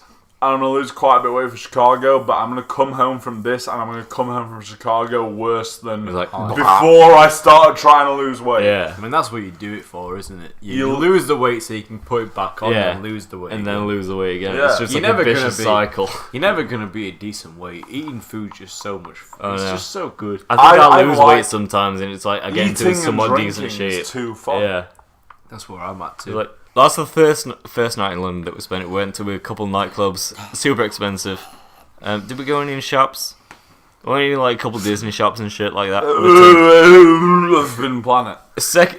Oh fuck yeah! There was like if you don't know about Forbidden Planet, if you're outside the UK or in the UK, it's basically just like big fuck off like nerdy comic book store shit. Toys and comics. Toys, comics, board games, video games, I got action figures. I got an illustration Fucking dope book. as fuck. I got an illustration book by Jeff Darrow. I yeah. didn't buy anything. No, But it was surprised so how little fucking you cool guys to like. bought. Cool. Yeah. I mean, the stuff that I want to buy, I've already got like pre-ordered and shit. Oh but yeah, it's like, no, I'm gonna be honest. Like the shit that I wanted to buy was so fucking It's like- expensive. That's my point. Everything I saw that I was like, okay, I'd actually own that. all you want to buy is like the Hot Toys stuff, but it costs like 200 quid. per Yeah, like figure. I wanted Yeah. to buy like I saw shit, like they I had saw a that. Boba Fett. Yeah. that I wanted to They buy. did and I that. was They like, had the Iron Man from Avengers, and it looks Yeah. so fucking good. I've pre-ordered the Infinity Wars Avengers Iron Man. Oh, look at me, Mr. Muggins' money bag. I have the money.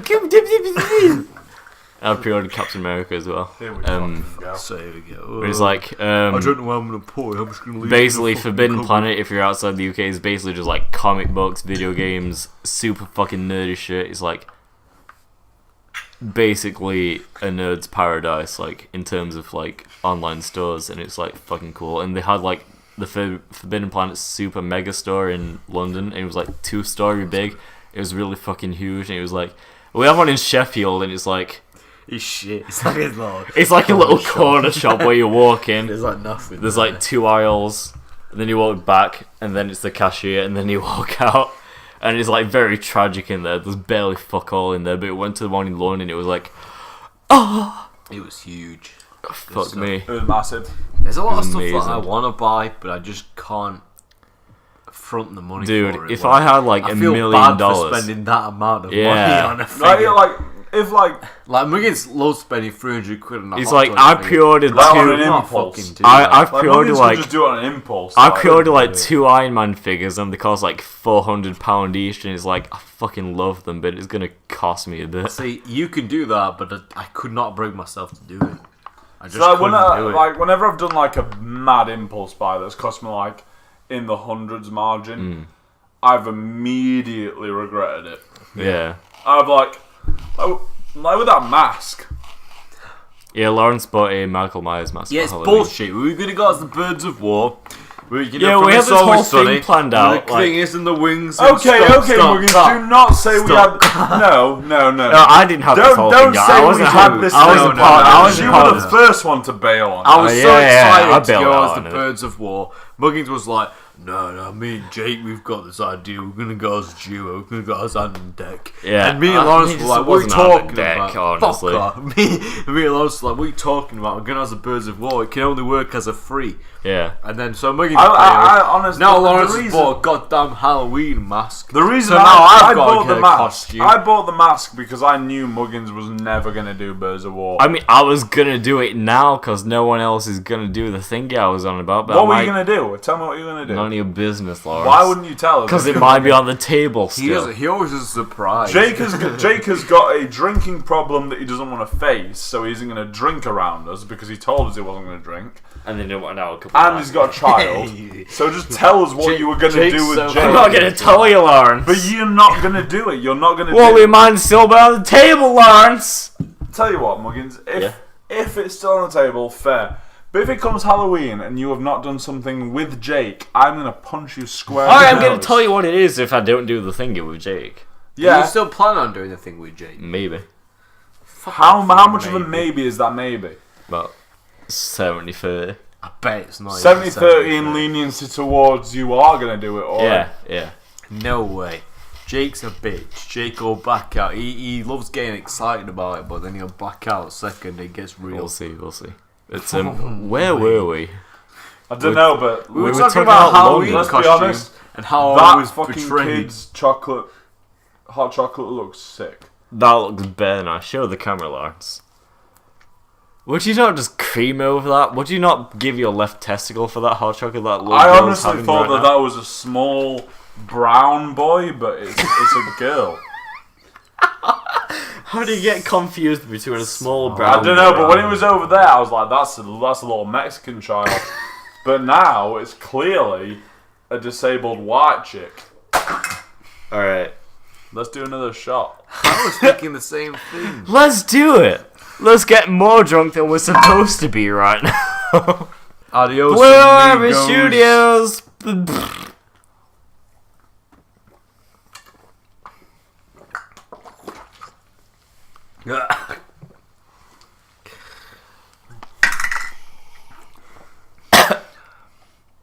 Audience at home, prepare for more of this. Arriba. Second night in London. What did we do in like the first day of London, or the second day during London? I think we went to like We an went down to the VA and the Natural History Museum. Yeah. Oh, Oh, my god, we dude, saw we some went to cool that- stuff. Went to that science museum and we saw a moon rock. That was awesome. Oh, dude, we stood in that earthquake simulator. That was a piece of shit at the end of the day. There were some museums that were really good. But by the end of it, And I some was that were chafing quite so shit. bad that I wanted a taxi. Oh my god, we saw Buckingham Palace, dude. We met the Queen. I mean, We really, went to really 10 did. Downing Street. And We there's saw a it. fox There was a running down. fox. I that have ran pictures straight of that through. fox. Cue visual. And take it off screen.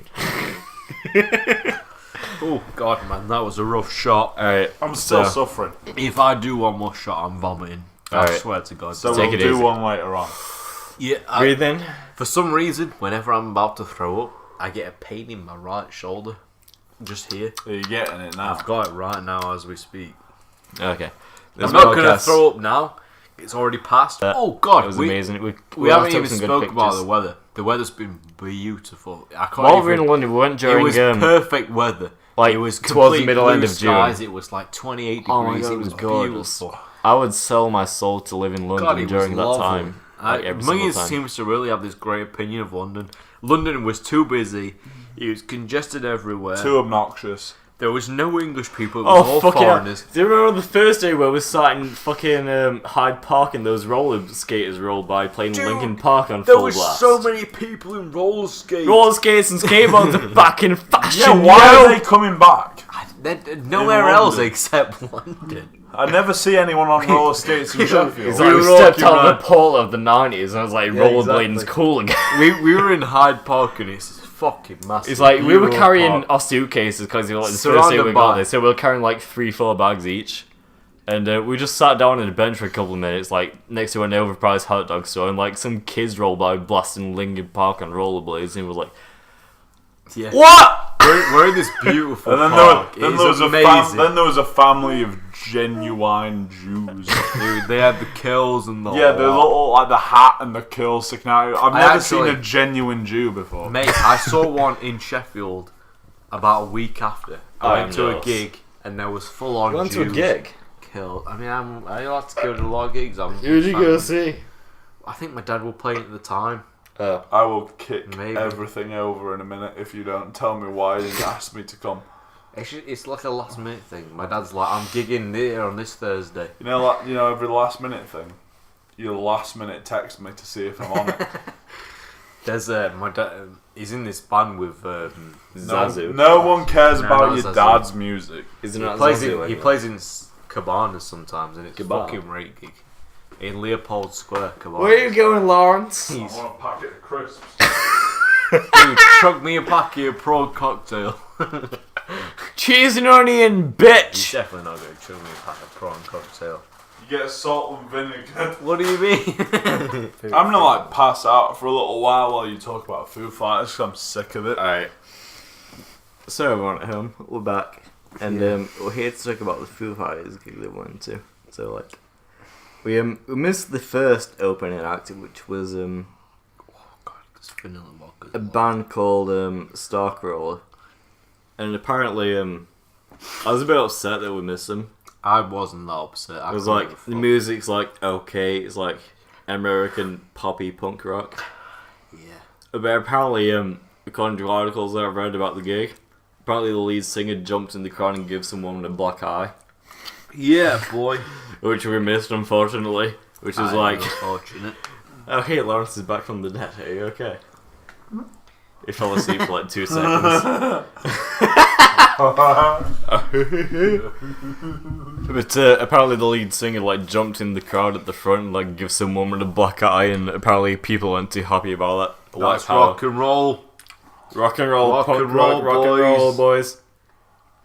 And we missed that act, which was like I wasn't too bothered about because like they only do like 2 songs that I like. And so we got there like in between the first act and the second act, and we got enough time to like get drinks, get food and stuff. We got drink, and then the other support band played. Slaves. Slade They were was so so- fucking good. They were so good. They were off the tits, but they were so good. Yeah, he was like what you call it, like the lead Singer, drummer. lead slinger / drummer. Like his jaw was on the other side of the fucking stadium. Oh my god, They were so great. good. They were great though. It's like, if you've never listened to Slaves, it's like English punk rock, but it's I just never- 2 dudes, and they managed to like fill a song, so it feels Yeah, like like you feel like you're listening to like a whole like band band. like, of like 5 people, but it's like they managed to like fill the song with so much like instrumental stuff that it feels like at least 5 people, but it's just like 2 dudes on like, one guy's guy's singing, drumming and playing the singing. drums. and the other guy's like doing like backup Lead vocals, like guitar. either doing lead guitar or bass. I'm not a And it's huge like- fan of punk music, but But they were so was really fucking good. good. that was really good. See, like, It's like- I haven't heard really good punk music. It's like, It doesn't really exist anymore. It doesn't. to be fair. oh, it does.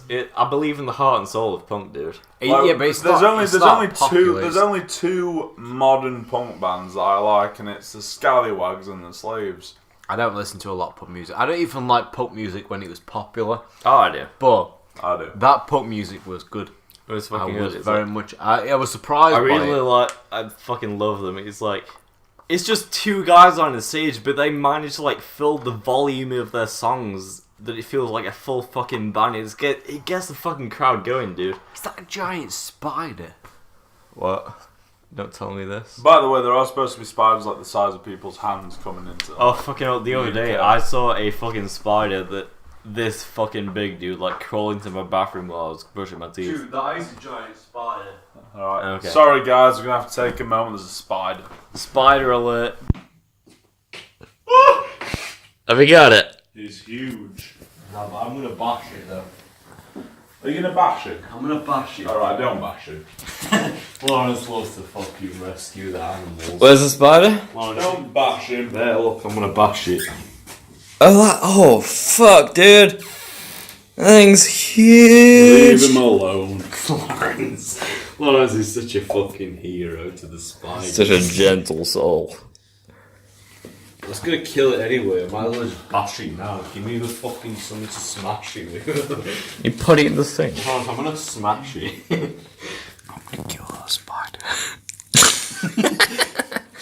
You fucking watch me. It's such a delicate procedure. There he is. Leave him alone. Where are you gonna put him, Lawrence? Outside.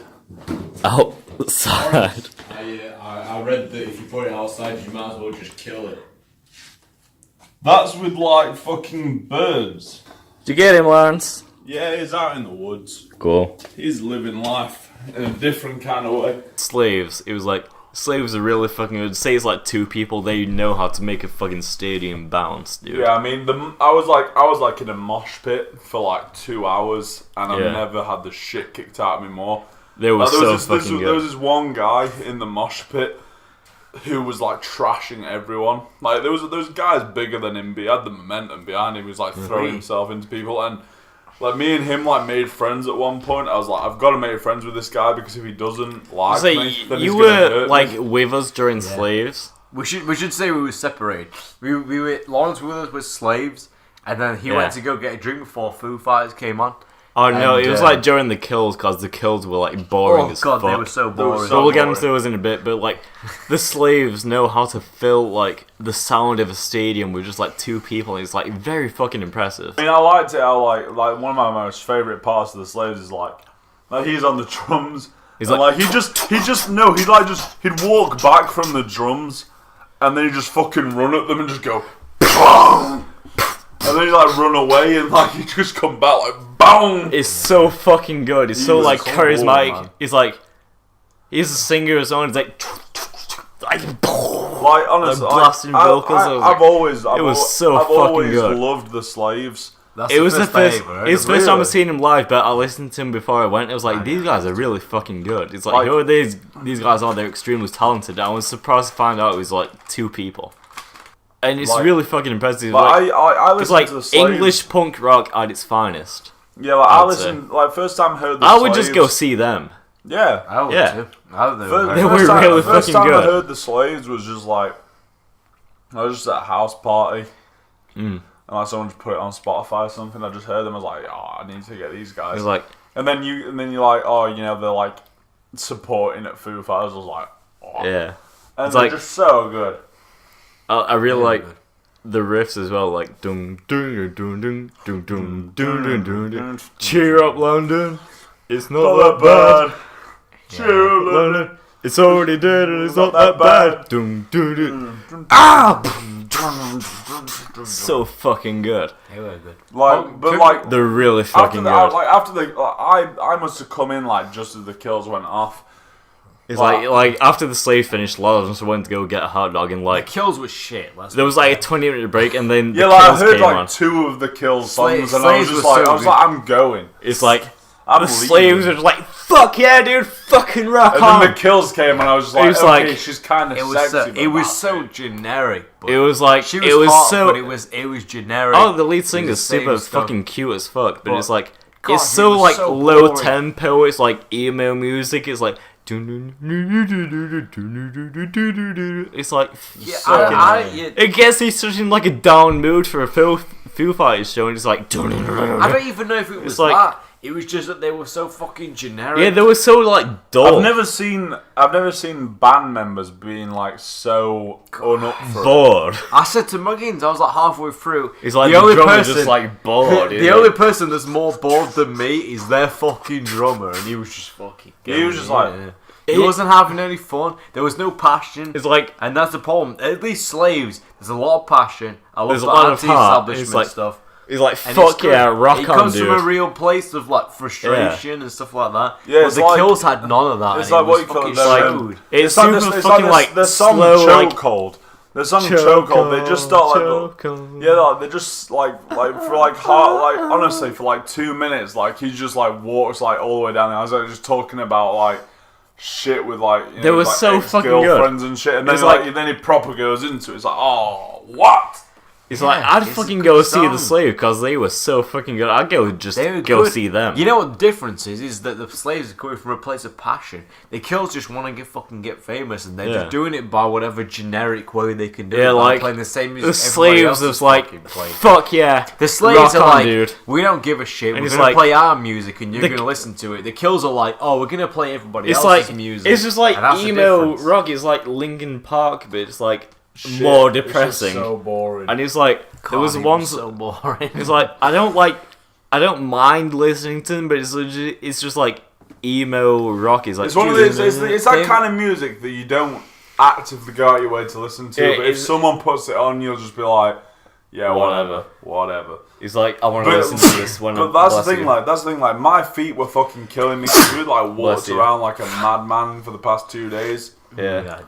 And like I was just like, you know what, fuck this. They were the band that came on just before Foo Fighters. I was like, I'm gonna go. I know I'm gonna go on my feet for the next like 3 hours with Foo Fighters. So I'm just gonna go get a hot dog. I'm just gonna go get some food, get a drink, whatever. Yeah, I'm gonna go get a drink, get a hot dog. I'm gonna sit down for the next 40 minutes. The thing is, well, like me and Alex were in like decent positions. Like there was this big white tent where they used for like cameras and stuff, and like me and Alex were like stood to the side of it towards the front. We had a good stand. So we had like a good decent view of the stage until the show started and the mosh pit started. It's like we got fucking pushed back. We just kept getting the mosh. Honestly, like the mosh pit in the first song was fucking insane. Everyone was so excited. It was cool. And they usually play that as like a show opener to get everyone fucking pumped. I was in a mosh pit from like the start of Foo Fighters till the end. Yeah. And I've never been more pumped in my life. Like I was getting the shit kicked out of me. Yeah, they were so good live. It was better than recorded. Honestly, I had a better. No. Like when I've listened to like I've got all my favorite Foo Fighters songs on Spotify in my playlist, and like I love listening to them. But when I like the live version, it's just so much better. Like it's got so much like bass to it. Dave Grohl has got such a stage presence. Oh, that's what it all is about. Yeah, you can have the shittest voice on the planet, but if you're a good front man, that's all that matters in the end. He knew how to get the crowd worked up. Like I know he does it in every single one of his shows. I've seen them live before. It's like. We're gonna play fucking all night and get the crowd fucking pumping. Like, but he does that every single show. Like, I know. It's like when you're in the moment, he always referred to us as night two. Yeah. And I knew that he was referring to like the night before us, first night. And I was like, it's like it doesn't change stick every night, but he just gets so lost in it. It's like, fuck yeah, dude. Man, you can be the best musician in the world, but if you've got no passion and you're not a good front man, it doesn't matter. Back in like fucking 78 when Van Halen were at their top. It was all about David Lee Roth he's got a bad voice. He's not a great vocalist, but he's got such an amazing stage presence that it doesn't matter. And it's the same sort of I mean, I'm not saying that Dave Grohl's got a bad voice. He's got a good voice for the music it's amazing live. Exactly. Same like, with, when we go see him, Diamond it's fucking Dave. Incredible. It's like he's got an amazing voice. That's what you're and saying it matches with the like music. David Lee Roth. Like, he sort of like... The way he worked the stage, like, you know, with his, like, signature split. Yeah. Like, his signature jump and split. It like, makes that sense just with made... the music. Whenever he did that, everyone was like... oh my god! Because he just jump up in the air and like, you do Exactly. like, fucking yeah. His stage presence is unlike anybody else. Sammy Hagar, who took over in like, what, 85 or whatever, he's an infinitely better vocalist. But he didn't have the his same stage presence presence. was never. Don't get me wrong. I fucking 5150 is an amazing album. Yeah, I think it it's is. better than most of the other Van But Halen their live albums. wasn't as good. But the stage presence was just never as good as when it went David Lee Roth. Like that's the thing, like, you know, like Sammy Hagar, like when he came in, like the recorded stuff was better, but the live stuff was better with. Strange thing was that like the recorded stuff was better, but it also sort of made the albums worse. Like you listen to the '78 album Van Halen 1, and it's so raw, and you can hear the mistakes, and it sort of adds to the sort of The style voice of Van breaking. Halen. Same with Van Halen 2, which is the greatest album ever released, by the way. Van Halen 2 is amazing. What songs are on that one? Oh shit, man! It's such an amazing album. It's It's an amazing album. I listen to a lot of Van Halen. I just don't know what songs are from it's which the- album. It's the greatest. I'm not gonna album lie. I'm not ever. gonna lie though, Muggins. I Like, love Van Halen. Like, you know when- Dancing when Night people- Away, and like- that's not even the best song. like, You've when got I'm fucking like- Somebody Needs a Doctor. It's amazing. Bottoms Up. What a great I song, listened to that one, dude. yeah. when I'm like out at a rave, like you know, I've got my vest on with all my like band patches on. My vest. Nah, I've got like a black denim vest with all like my favorite metal bands on. And then people like, what's your favorite album? Like, I'm not an album guy. I'm like a singles guy. Like I like random singles from individual albums. Yeah, Like, I know what you mean. it's like even like, you know, sort of like renowned albums like, you know, Dark Side of the Moon and shit like that. Like, never listened to there's that. only like a few songs Good of the song. Dark Side of the Moon album that I really enjoy. I know what you mean. Some of them I don't enjoy. You like what you want. Yeah, I like what I like. It's Everyone has simple. different tastes. Dude, greatest album ever released. Van Halen 2. It's such But an I'm sure there's. amazing album. Are you telling me you love every single song on the album? Is there not a single song on the album that you don't I dislike? just love Van Halen 2. I think it's brilliant. It's an Yes. amazing album. It's well recorded. It's well. There's well only, written. honestly, It's funnily enough, so there's only good. one album, and it's from a band that like I absolutely love the band, but like I wouldn't count them in my top 10. No, I would. I count them in my top 10. I wouldn't count them in my top 5. But the only band that I can say I consistently love is Misfits' Famous Monsters. Because I like the majority of the songs in the album. Like, you know, like my favourite, like if I could think of like my favourite song, which I can't think of, but if like I could think of my favourite song, I probably wouldn't like any of the other songs within that actual album. Some people just like certain songs that Metallica are that band for me where Yeah. I think that the Black Album was great. Black Album is like definitive Metallica, best album they ever did. Yeah. But there are certain songs like So like, I think so, Saint like, Anger is a bad album. I think it's bad. But there That's are a enough couple of bands to tracks see. on that Ride album the where it's Lightning good. would probably be my favourite album. Really? Do Yeah. you know what fucking man? I've been listening to this riff in Sad But True lately. That is a fucking amazing riff. I was having a debate with my mate at work, Kev, about Nickelback. And he was like playing his Nickelback song, and he was like, "What do you all think of this?" To all plumbers there, and I was like, "This is a fucking band doing a shit Nickelback, doing a shit Metallica impression." And then Sad But True is just such an amazing riff, and they've just got that down to a T. Metallica. I don't Yeah. like them that much. I love Metallica. I don't I think love that. Metallica. Every now and again, there's songs that are like That's peach it. or cream. Dude, they're like a 50-50 band list. Sometimes I they're know what you really mean, it's good. like- Some they're really Some shit. songs are really fucking good. Just like See like Yeah, some are really Yeah. shit. For me, like Metallica, like I will always happily listen to Metallica. Whatever the song is, I will happily listen to it. Too. I like But Metallica. there's only like probably about 10 songs that I will choose to listen to. Yeah, Yeah. I'd like to That's see them live. that's like like when they were on at Leeds Fest. Like I was quite jealous that because I knew they were playing all the hits. Yeah. If I'm gonna be honest, They're gonna play I Enter like Sandman, their aren't they? hits. Like they're gonna play Into Sandman.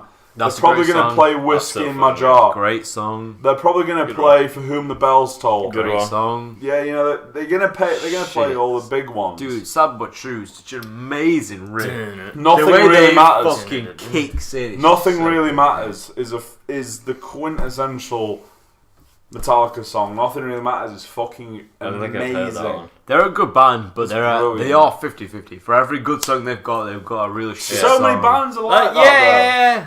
Yeah, no, I understand what I you're saying. I can't think of a single band that's not that kind of 50-50 spectrum, because it's half like raw talent and half just what gets you in the mood.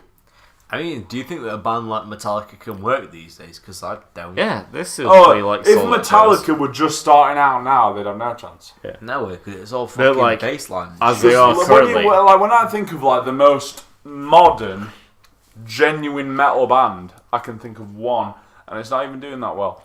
Royal Blood.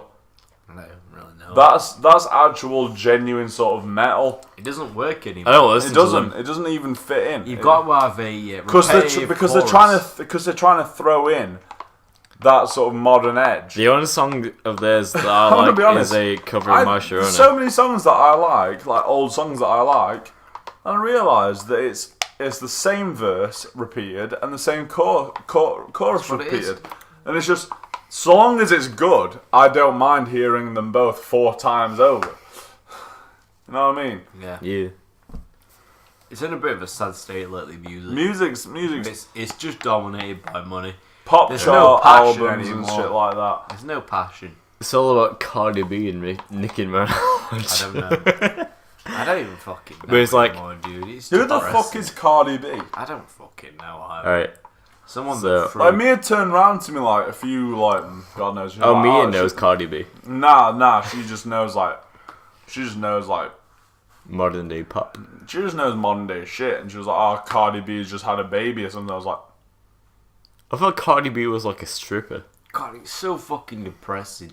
You But, remember like- where we were like 70s and 80s, and it was like music is amazing. It's like the prime of rock. and people are so fucking passionate So fucking about it. the passion, the heart know. behind it was like. And nowadays it's like, fucking. Let's just no, sing I it, man. wonder. It's just a repetitive chorus. Yeah. now, that's You know, all I it is. wonder if, like, back in those days, if there was social media, would it have changed it? I don't know. It's a strange Would people thing because bang it? Would people like rant on about shit like they do now? I it's reckon a it completely would be the different same because time. it's just like replaced by like newspapers. like and now it's all stuff. fucking electronic shit, isn't it? Where it's the same beat and then there's like Yeah, a but it's guy like- rapping over the Yeah, but top it's like of it, and it's rock music doesn't do like repeated beats and shit like that. no, but rock music was king Mm. through 1780s and 90s, and now only recently has it become like it's not such Secondary. a cool thing. I don't even think it's secondary anymore. No, it's sort of like now it's sort of like, you know, sort of hip hop, R&B, indie. And I'm not a fan of that. I never really have been. I think it's kind of cheap and The only indie bands that I really like are sort of like, you know, sort of like Milburn and Arctic Monkeys. To be fair, Arctic I Monkeys, do, I love super, Arctic like, Monkeys were indie stuff. great for the first couple of years they were around and popular. But I even think that the last album was so fucking overproduced and just like there was, it kind of felt a bit cheap in that way. So when you start like I adding Wanna computer Know effects song- to it and stuff. I Want to Know. I want to know, yeah. AM, the album AM. Do you remember Mardy Bum? And it was Yeah. raw, and it was like it was recorded straight as Fucking, you were there. yeah, And it's it like- felt so real. When you start and like genuine. cutting shit and it's like you start adding effects to it and stuff to make it like Exactly. pitch perfect. It's Yeah, like, it was It so loses- genuine. it loses- it loses all Mardy rock Bum and roll was done style. in one take. Exactly.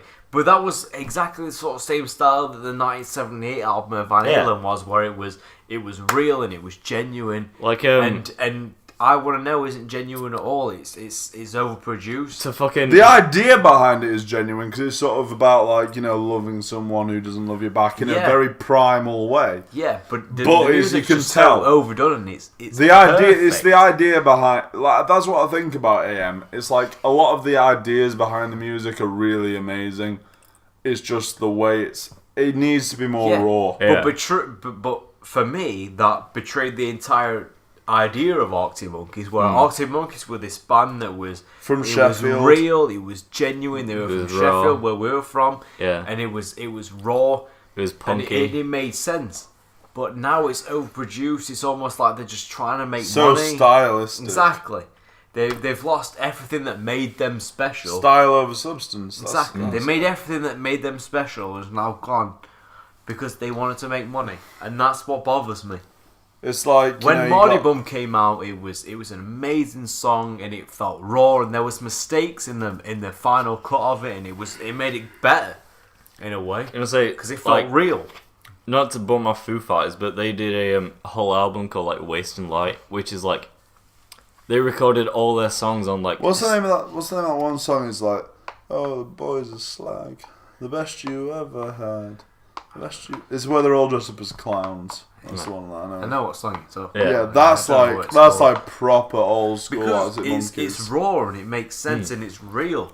There's mistakes. It's great. It's brutal. It's not so refined that it doesn't feel real anymore, and that's what it almost feels like. It feels like a 12-year-old's book report. Arctic Monkeys has always worked best because it felt. It was full of mistakes, and it was indie. Yeah. To the point where... And it was like imperfect to the point where it was good. Exactly. It was almost punk. It wasn't over-refined to the point where... And it wasn't like...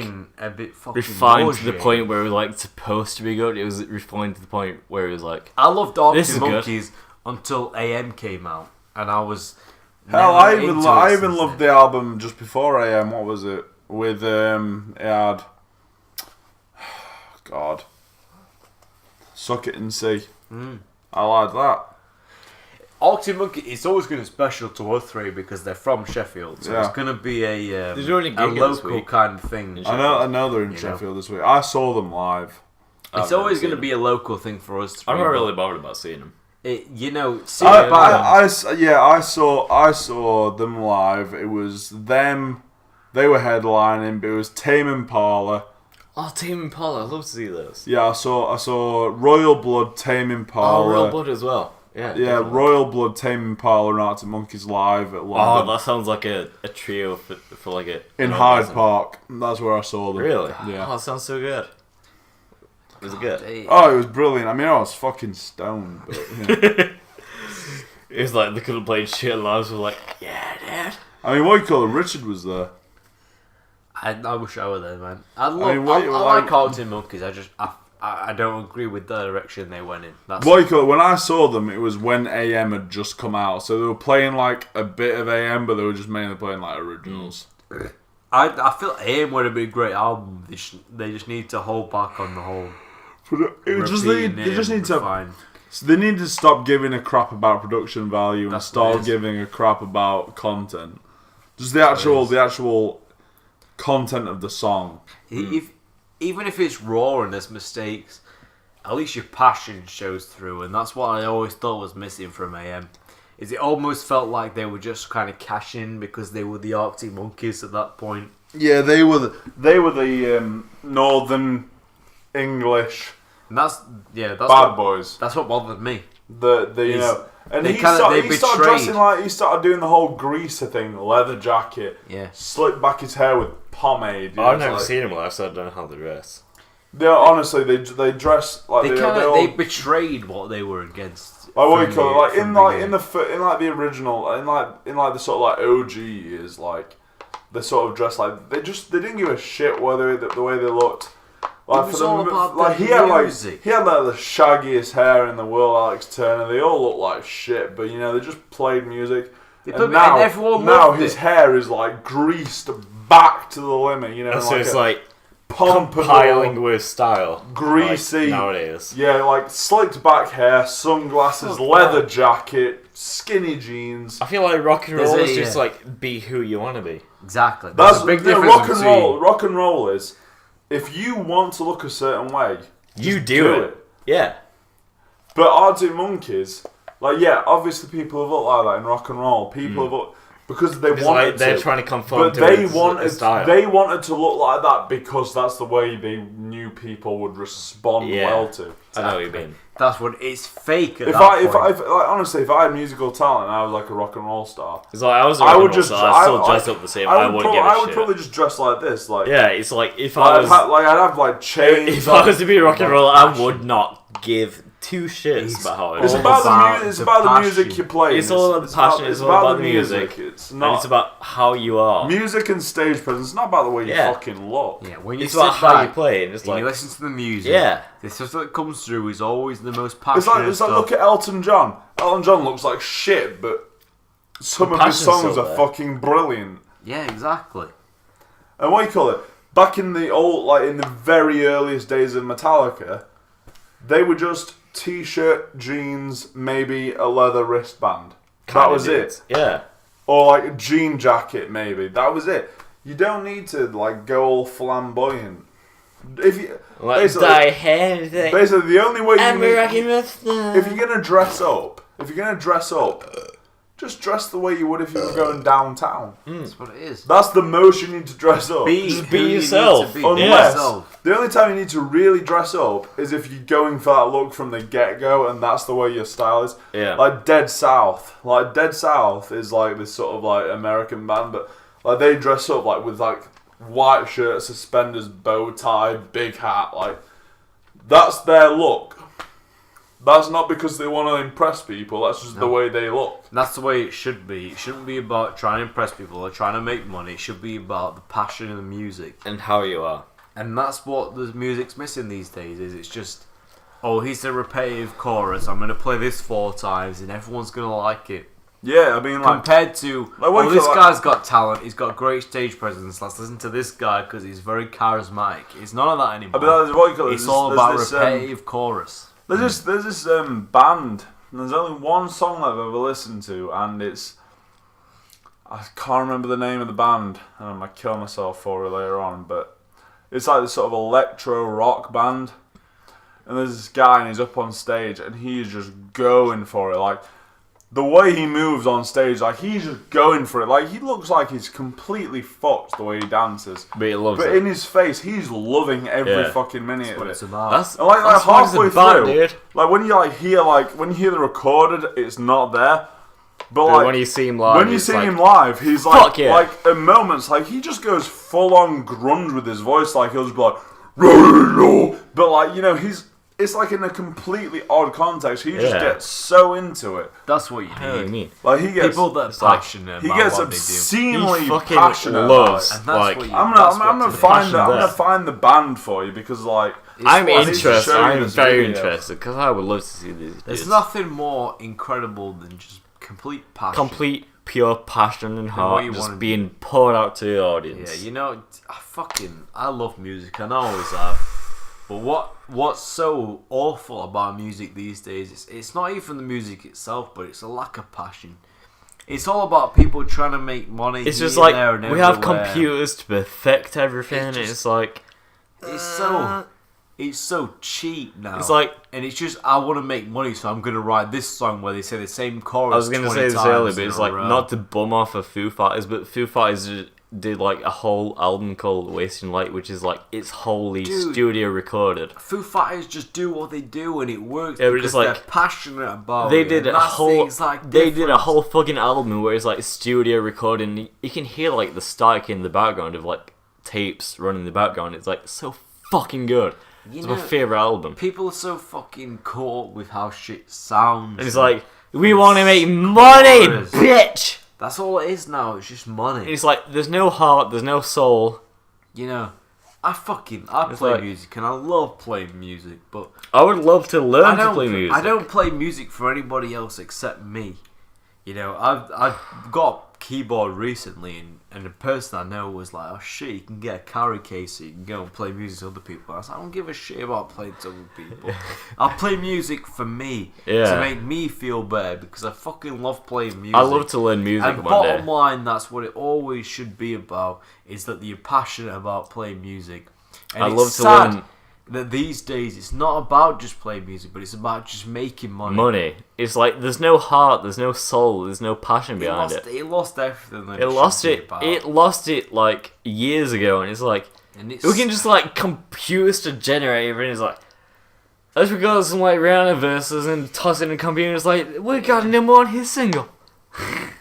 I don't know where it stops. You know, there's a difference Yeah. between learning learning music and being able to put shit together on a computer. And if I was to do don't music, know where that ends. It's a bit of a tough decision to make. Is electronic music actually music? I mean, I guess it is really. It is, but it isn't. Do you count that as it? There's really not as much talent there as it is as fucking being able to shred like Eddie Van Halen. But yeah, it's like if the I was bottom line that there should be a line there. If anyone has a time machine, I'd love to go back to the 80s and just like the 70s see pure music. Amazing. 80s and 90s music is I'd love to be fucking good. I'd love to be a teenager in the 60s. Oh my god, fucking a teenager in the 60s, go through the 70s and the 80s. Not a teenager. There was this teenager through the 80s and 90s for me. There was this one gig, 1978. Black Sabbath played and Van Halen was supporting them. Oh my god, that sounds 18th, fucking incredible. My birthday, August the 18th. My dad was gonna go. My nan said no, you can't go. On my birthday, but obviously a long time before I was born. But yeah, and it was Black Sabbath, and they were being supported by Van Halen. And Van Halen went off, my god, and everyone was fucking cheering for Van Halen to come back on because they were so fucking good.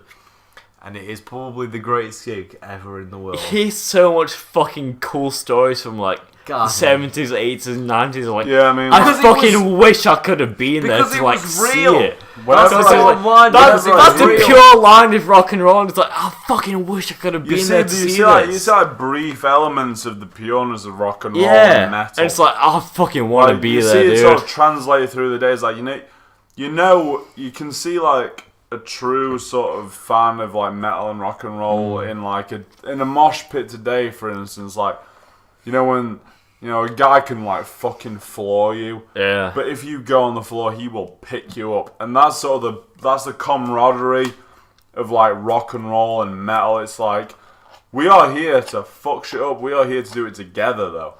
Like, no man gets left behind. We are all together. It's like obviously, with the Van Halen, Black Sabbath thing, like, that sounds fucking cool. Like, I heard, I'd have killed to go see that. Like, I know someone that went. I heard this, of a version like it was, Black Flag.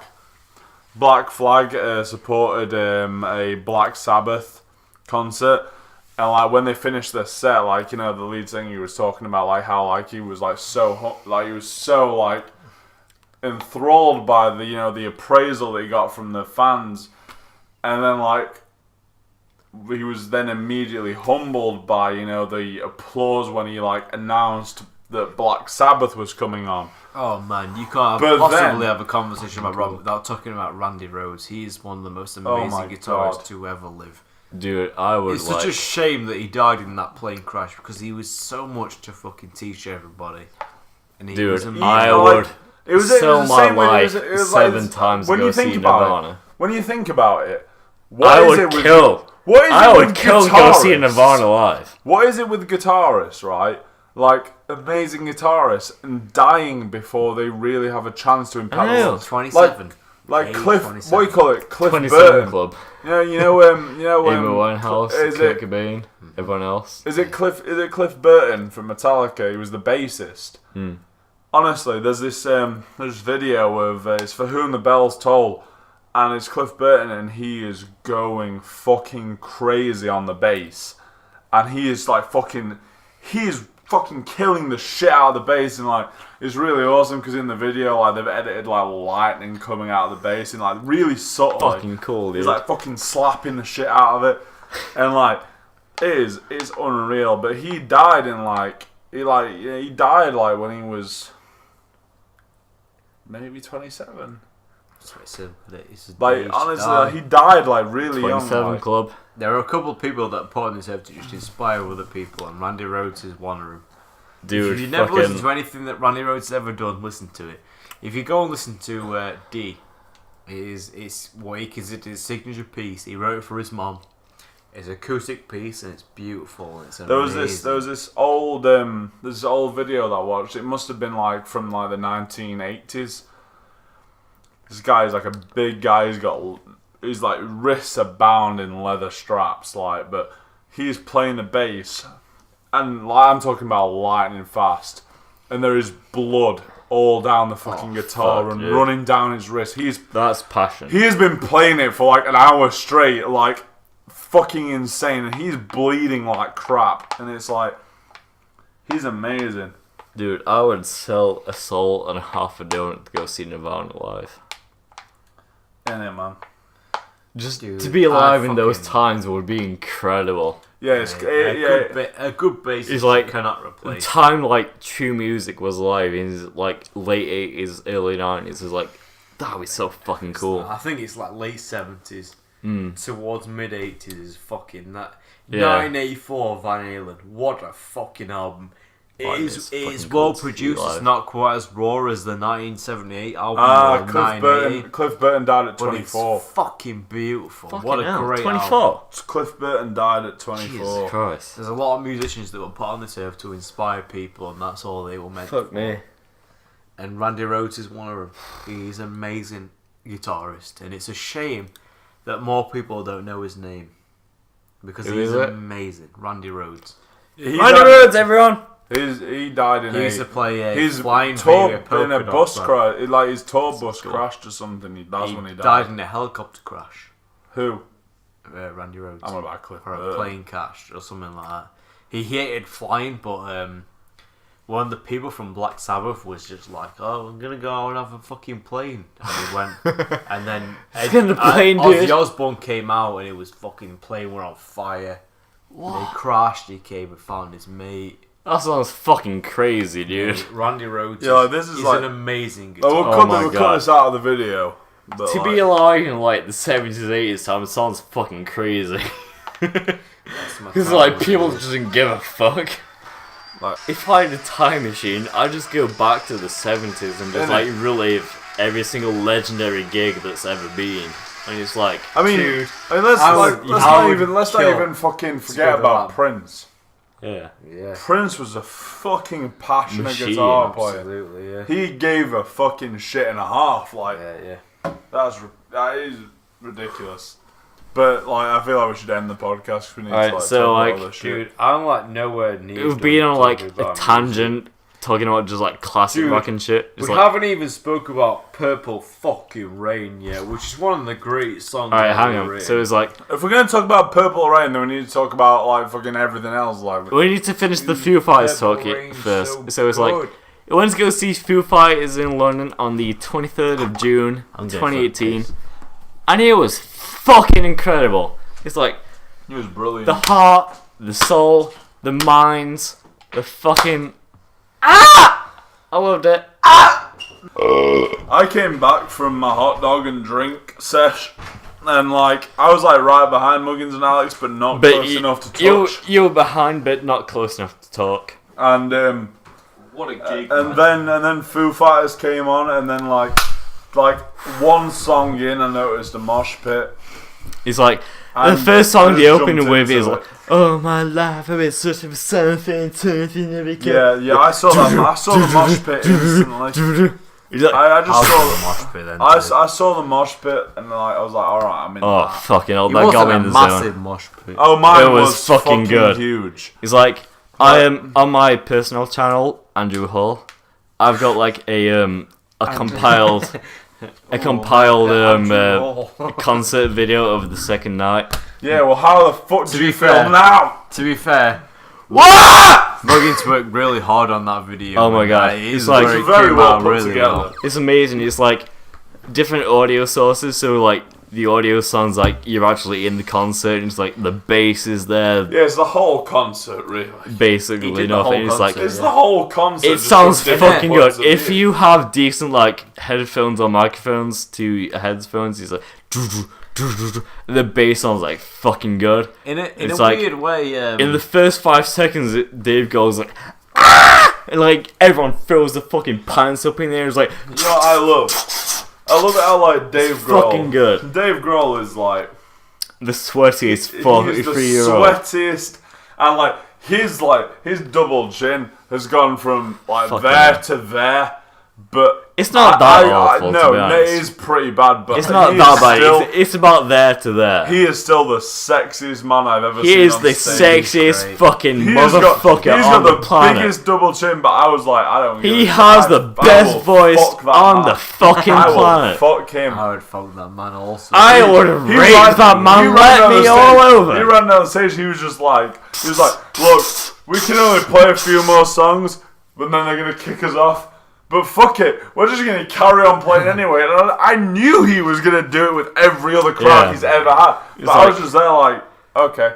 He's a charismatic dude. It's like, that's what he knows how to get a crowd fucking pumping. He's a front man through and through. I've watched like 6-7 live shows and he does the same shtick every show, but he knows how to get the crowd fucking pumping, because he's a great front man. Yeah. Bottom line, he's that's like, what he is. He's really good singer, he's really good chorus, he's really good front man to get everyone fucking in the mood for fucking pure rock and roll. So fucking long. He's been in Nirvana. He's been in the game for 30 plus years, dude.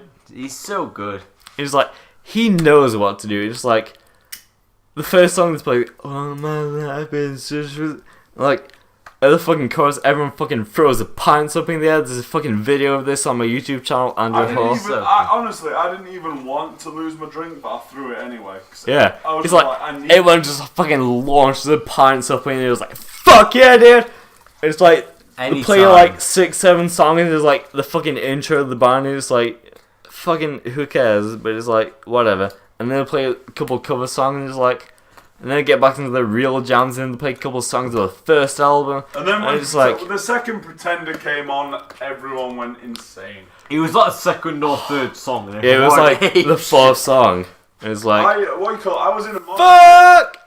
I was in a mosh pit. It's like basically me and... everyone, and at one point, I don't know how it happened, but I ended up on people's shoulders.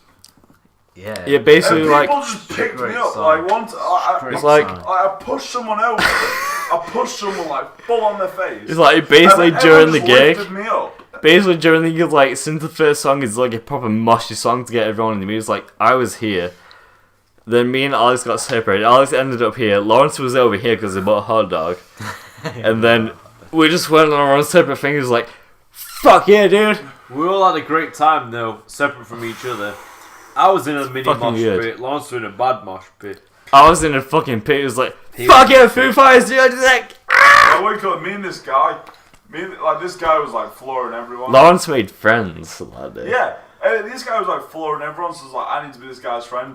And then like towards the end of the act, like I was just like looking at him, he was looking at me, I was like, alright, we're going for it. And we both ran smack into each other, and we both went flying in the opposite direction, back into everyone else. Oh and then my we just God. ended up on everyone's shoulders. Like I picked him up, he picked me up. It was so cool. That's the thing about rock and roll. It's just brotherhood. It's just like you don't get that with that. You don't get that with shitty hip hop. There isn't brotherhood with that. That's like the first proper gig I've been to, and I would go see them again in a heartbeat. When it comes down to it, it always comes down to passion. Yeah. And it was like, it's sad they played their fucking heart that night, even though they did a show the night before, and they probably did the same exact shticks the night before. Like a fucking 3-hour set. That is a long set. It was like, musician. It was at least 2 hours and 45 minutes by my count. Play, like what you call it, you know when the, what's the name of the drummer? Taylor Hawkins. Yeah. He did a fucking... He did like a 10-minute drum solo. Like 10-minute drum solo. And I could see the pain in his face towards it. It was like, fucking... and then, he didn't even have a break. He just carried on playing the next song. He is incredible. He's like... They finished the song. He did like an 8-minute drum solo like Dave Grohl and everyone else went to go get a drink. And then he just did a drum solo. Honestly, and then they played into a different song. When Dave Grohl came back on, I just saw like the absolute admiration in and Dave like Grohl's sweat face. on his face, like. Like Dave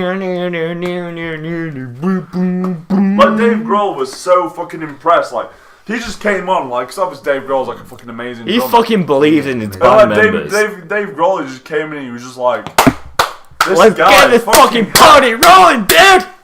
And he was like. He'd been fucking playing for like 8 minutes, 10 minutes solid, and like I could see like he went from like having pretty like normal arms, the veins like sticking up on his arms. You like, can tell he was fucking sweaty. Like in between songs, he'd been chucking like cups of water on his face and like fucking. He was honestly, that was like Fuck me. That was the best drum solo I've That ever was the seen best in my gig life. I've ever been to. I will go see them again in a heartbeat. I would happily see them again. I would sell my soul. I would sell my life. Definitely going, obviously. Like, I would just want to go see them again because they like the performanceship, like the gig, just the songs, the performanceship, the characters in general. It was just good. It's like. They know how to put on a fucking live show. You know, it was like when you really come 2.5 hours of just standing still, but it's like you enjoy every single fucking like, second. When you boil it down, bottom line, it all comes down to passion when it comes to music. And it's like, and unfortunately, they know how to kill every single second. And it's like every single. It's not about talent. It's about passion. It's like every single second they fucking killed. And it's like they gave it you their could all. Feel it. They gave everything that they could. They played it loud. They played it loud. They weren't just sitting there. They weren't just sitting there like we're amazing fucking musicians. Let's just fucking chill. Like where's our fucking cool? Let's just play this song. Yeah, they were just like okay, we have got a fucking amazing crowd, so let's just fucking give them everything we have. That's the difference. They saw the crowd and they went. You could let's tell. give them. They're here for us. Let's give them everything. They loved their music. They do it every single show, but it's like they make it feel so fucking authentic that it's like they're playing that show for the first time, and even though it feels like every show feels like their first show. Yeah, and it's like that's when you know they make it feel band. like, and that's unfortunately what's missing these days. Yeah, so if someone says Foo Fighters to me, I go, they're the last great rock band that we might ever have. Yeah. Unfortunately, it's music like, today is it's all about money. In California right now, they are putting on a rock festival that they put on by themselves, and they invite like Guns N' Roses, Slaves, every fucking else rock band that they put on as like supporting acts, like to their own fucking festival. Yeah, I mean it's like they have the Slaves as kill it. They have the Slaves as their main act. Isn't it, man? It's like, I would fucking kill to go to that. And Metallica, they're good friends with Metallica, Guns N' Roses. The Slaves are such a good band, but like no one thinks about them. Yeah. And I love it how like when they were like in their planning process, like who we're gonna have, they chose the Slaves because it's like I've never heard of them before. They've never heard it. Passion. They've never heard it before until it's like this year. It's heart and passion. Like, I listened to them before we went to Foo Fighters. You know, I was like, these guys are fucking good, dude. Just like you never hear punk rock. I never hear about it. I never listened to them before in my life, and then they started playing at Foo Fighters, and I was like, "Fucking, these are two passionate dudes." But apparently they're really good in the UK. Apparently they are like really big in the UK. Like they play. They're massive BBC in the UK, but like when I talked to, I've never heard of them before. I've talked to so many people. Like I've talked to people who like claim to love punk rock and all this shit. And I really fucking like them. I've talked to them about the Slaves, and they'll be like, "Who the fuck are the Slaves?" It's like, what? It's like, oh my god. I would actually go to see them just live, just then. If it was like Slaves are headlining a small gig, and it's I would actually go see them because they are fucking good. Because it's like the passion behind them. It's like another band that I really love. Another band that I really love that's just like pure passion is July Talk. July Talk is it's an American band, and like you can tell that while they're playing, they are just hurting themselves because they're in like one take. Yeah, they're just doing it full, just all in one. Like they are kicking the. That's shit. the heart behind it. Like they're kicking the shit out of each other on stage. Like what you call I think it's like him and like his girlfriend, like the two frontmen, and like she's like just running up to him like fucking ragging his hair out. And like, fucking screaming lyrics. And like he's playing guitar and she's like on his back, like and like you know she's just like like just jumping all over him. And like I went to go see them in Sheffield. Like they came to Sheffield with some fucking shitty like the main band that was playing was shitty, and I just went to go see them. And like I like got for some reason like it started early, and so like I only got to see like fucking 20 minutes of them, and like that was all I needed. Like I saw like 20 minutes of them live, and I was like, okay. I'm like the biggest fan of this band. What are they called? July Talk. They are fucking like what you call it. Once this is done, because obviously we can't play just live music. Like, once this is done, like I'll play you a song. They are visceral and they are passionate and they are like explosive. Really they are fucking brilliant. Like they kick the shit out of each other on stage. I like the bands that just like do it all in one take, and it's like fucking dude. You can tell. You can tell like because they fucking love it. Yeah, you can tell like the second they get off stage, and obviously like all the sort of adrenaline of it's run off. You can tell like the lead singer who throws his voice so much. You can tell like he's got to be fucking spitting it's fucking blood. dirty. It's like drinks. He's just like, fuck, dude, I gotta go do another song. Yeah, you can tell that he's wrecked himself just by singing. Like, fucking hell. It's that's just what I love about effort. rock and roll, dude. It's like fucking the heart and passion and soul behind it. It's just But going. it makes you on. wonder, like, if we'll ever get to that point again now. I mean, like it's perfectly summed up in a Hunter S. Thompson quote about sort of the '60s sort of drug movement. It's like it's not about the drugs and all that. It's about the passion behind it. It's about. He talks of it in a wave, and it's this movement of force based upon this grouping of individuals who, no matter what their individual perceptions are, they know that whatever they are doing is right, and they are moving forward. And like the last line of his like sort of monologue in one of his books is he says, "You can go up at any point now to a steep hill in Las Vegas and look north and see where the wave finally broke and rolled back." And that's him just talking about like the sort of 60s movement of sort of anarchism and rebellion when it was finally crushed by government. And that's what it's all about. It's about just people standing together. Like, I don't give a shit where you're from. I don't give a shit if you're black, white, Mexican, Muslim. If you stand for something greater than your own personal ideals, and it's about sort of, that's what rock and roll is about. It's about unity, and it's about you are a unified movement, and you are seeking to make the world a better place, and you are seeking to stand out as your own individual movement, and that's what it's all about. And like that's what today is missing. People are so focused on being themselves And being rich. individualism, and it's like, oh, I'm an individual. I'm a delicate flower. You're not a delicate flower. Fuck you, you stupid cunt. Be part of something greater than yourself. There's no passion it's anymore. There's narcissism. no heart behind Exactly. it. There's like no passion behind You know, it. It's It's just like, narcissistic. you get given lyrics by record producers like, I'll just read these and put some imagery it's all behind me. it. You're not Yeah. singing music anymore to be unique. You're singing it because you're told to, because you think it's going to make you money, and Because the dollar make you holler. and money killed music. You know what I love like how the perfect example of musicians lying to their audience is what is it? It's not Katy Perry. It's that other stupid bitch.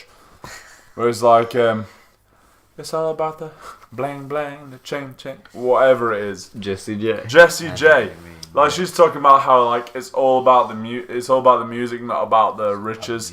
But she is literally doing it to make. Exactly. Like even like honestly, I genuinely think they all I do that genuinely shit. think like in her head she is Don't like, wanna I'm make a the musician. world dance. Forget about the price tag. Yeah, price All tag. that matters to her is the fucking prize tag. Change, That's all she change, gives you a know shit about the bang, bang. She doesn't care. She doesn't care about the message behind the song. She cares about how many being people paid listened for how and many how people listened how to much the money song. she got. Yeah. Yeah.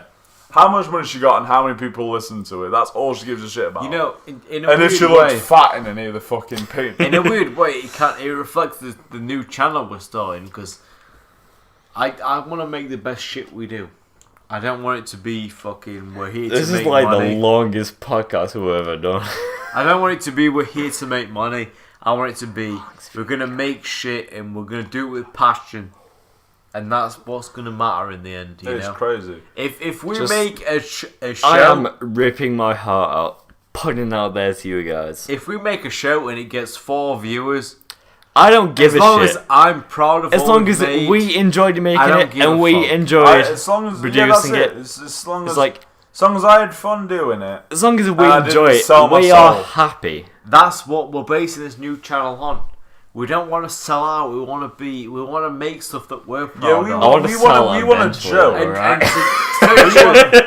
We want to joke about inappropriate stuff because we have dark senses of humour. If we make That's a who we show are. and nobody watches it, Fair as enough. long as I'm proud of it, I don't give a fuck. Don't give a Just fuck, again, man. as another point, we have a very fucked up sense of humour. Yeah, we've It's got like, a terrible sense of humour. it's like we laugh about the most gratuitous personally, when we were in swimming pools, it wasn't being recorded. It's like we made a couple kid rape jokes. And it's like, all right, whatever. It's like I just brushed it off to the side. It's like whatever. Yeah, It's like that's kind of humor we were expecting. And it's like we're you on, don't we're enjoy on that. we're on for dark. Yourself. I mean, I guarantee that at this point, no one's still watching because, like, What are you swear really this even has been going talking on. about? This has been going on for like 3 hours. I swear to God, this is a 3-hour-long podcast. Dude, I remember we took a break and now we're 1 hour and 52 minutes. Sorry, so And I don't know how long we'd been going on before that. We'd been going on at least an hour and a half. Couple of hours. I was gonna say. I'm a passionate guy. I can see get two of invested. everything. Alright, so it's like I need to go piss. Let's wrap this up first. You are? We're finishing this podcast soon. 'Cause, mate, I'm quite drunk. Alright, so we're finished in London. It's like we went to go see Foo Fighters in London. We went to see, they were brilliant. I cried several times. I didn't really cry that much because Oh, I cried. They are my fucking favourite band in the whole wide world. I cried at least. We had a brilliant time. I cried at least 6 or 7 times. Right. Let's wrap this up. This has been a below average studios podcast. So it's like we've talked about London. We're talking about where we're going in the future. We're talking about some other shit I don't remember. Yeah, shut up. To miss a note is human, but to play with that passion is unforgivable. Regardless of everything else, I have been Lawrence. I've been Andrew, better known as Muggins. I'm Alex. I'm pretty much better. I'm the only one known around here with a nickname. We've had a good time. I'm Thank you. Yeah, thank you for tuning in. Thank you. We'll And see you goodbye. in the Great future. first podcast, and we'll see you soon. Bye bye. Woo! Bye. And there we go. That's it. I need the toilet. Yeah, once you guys are done at the toilet, I've got to show you this video. It's fucking amazing.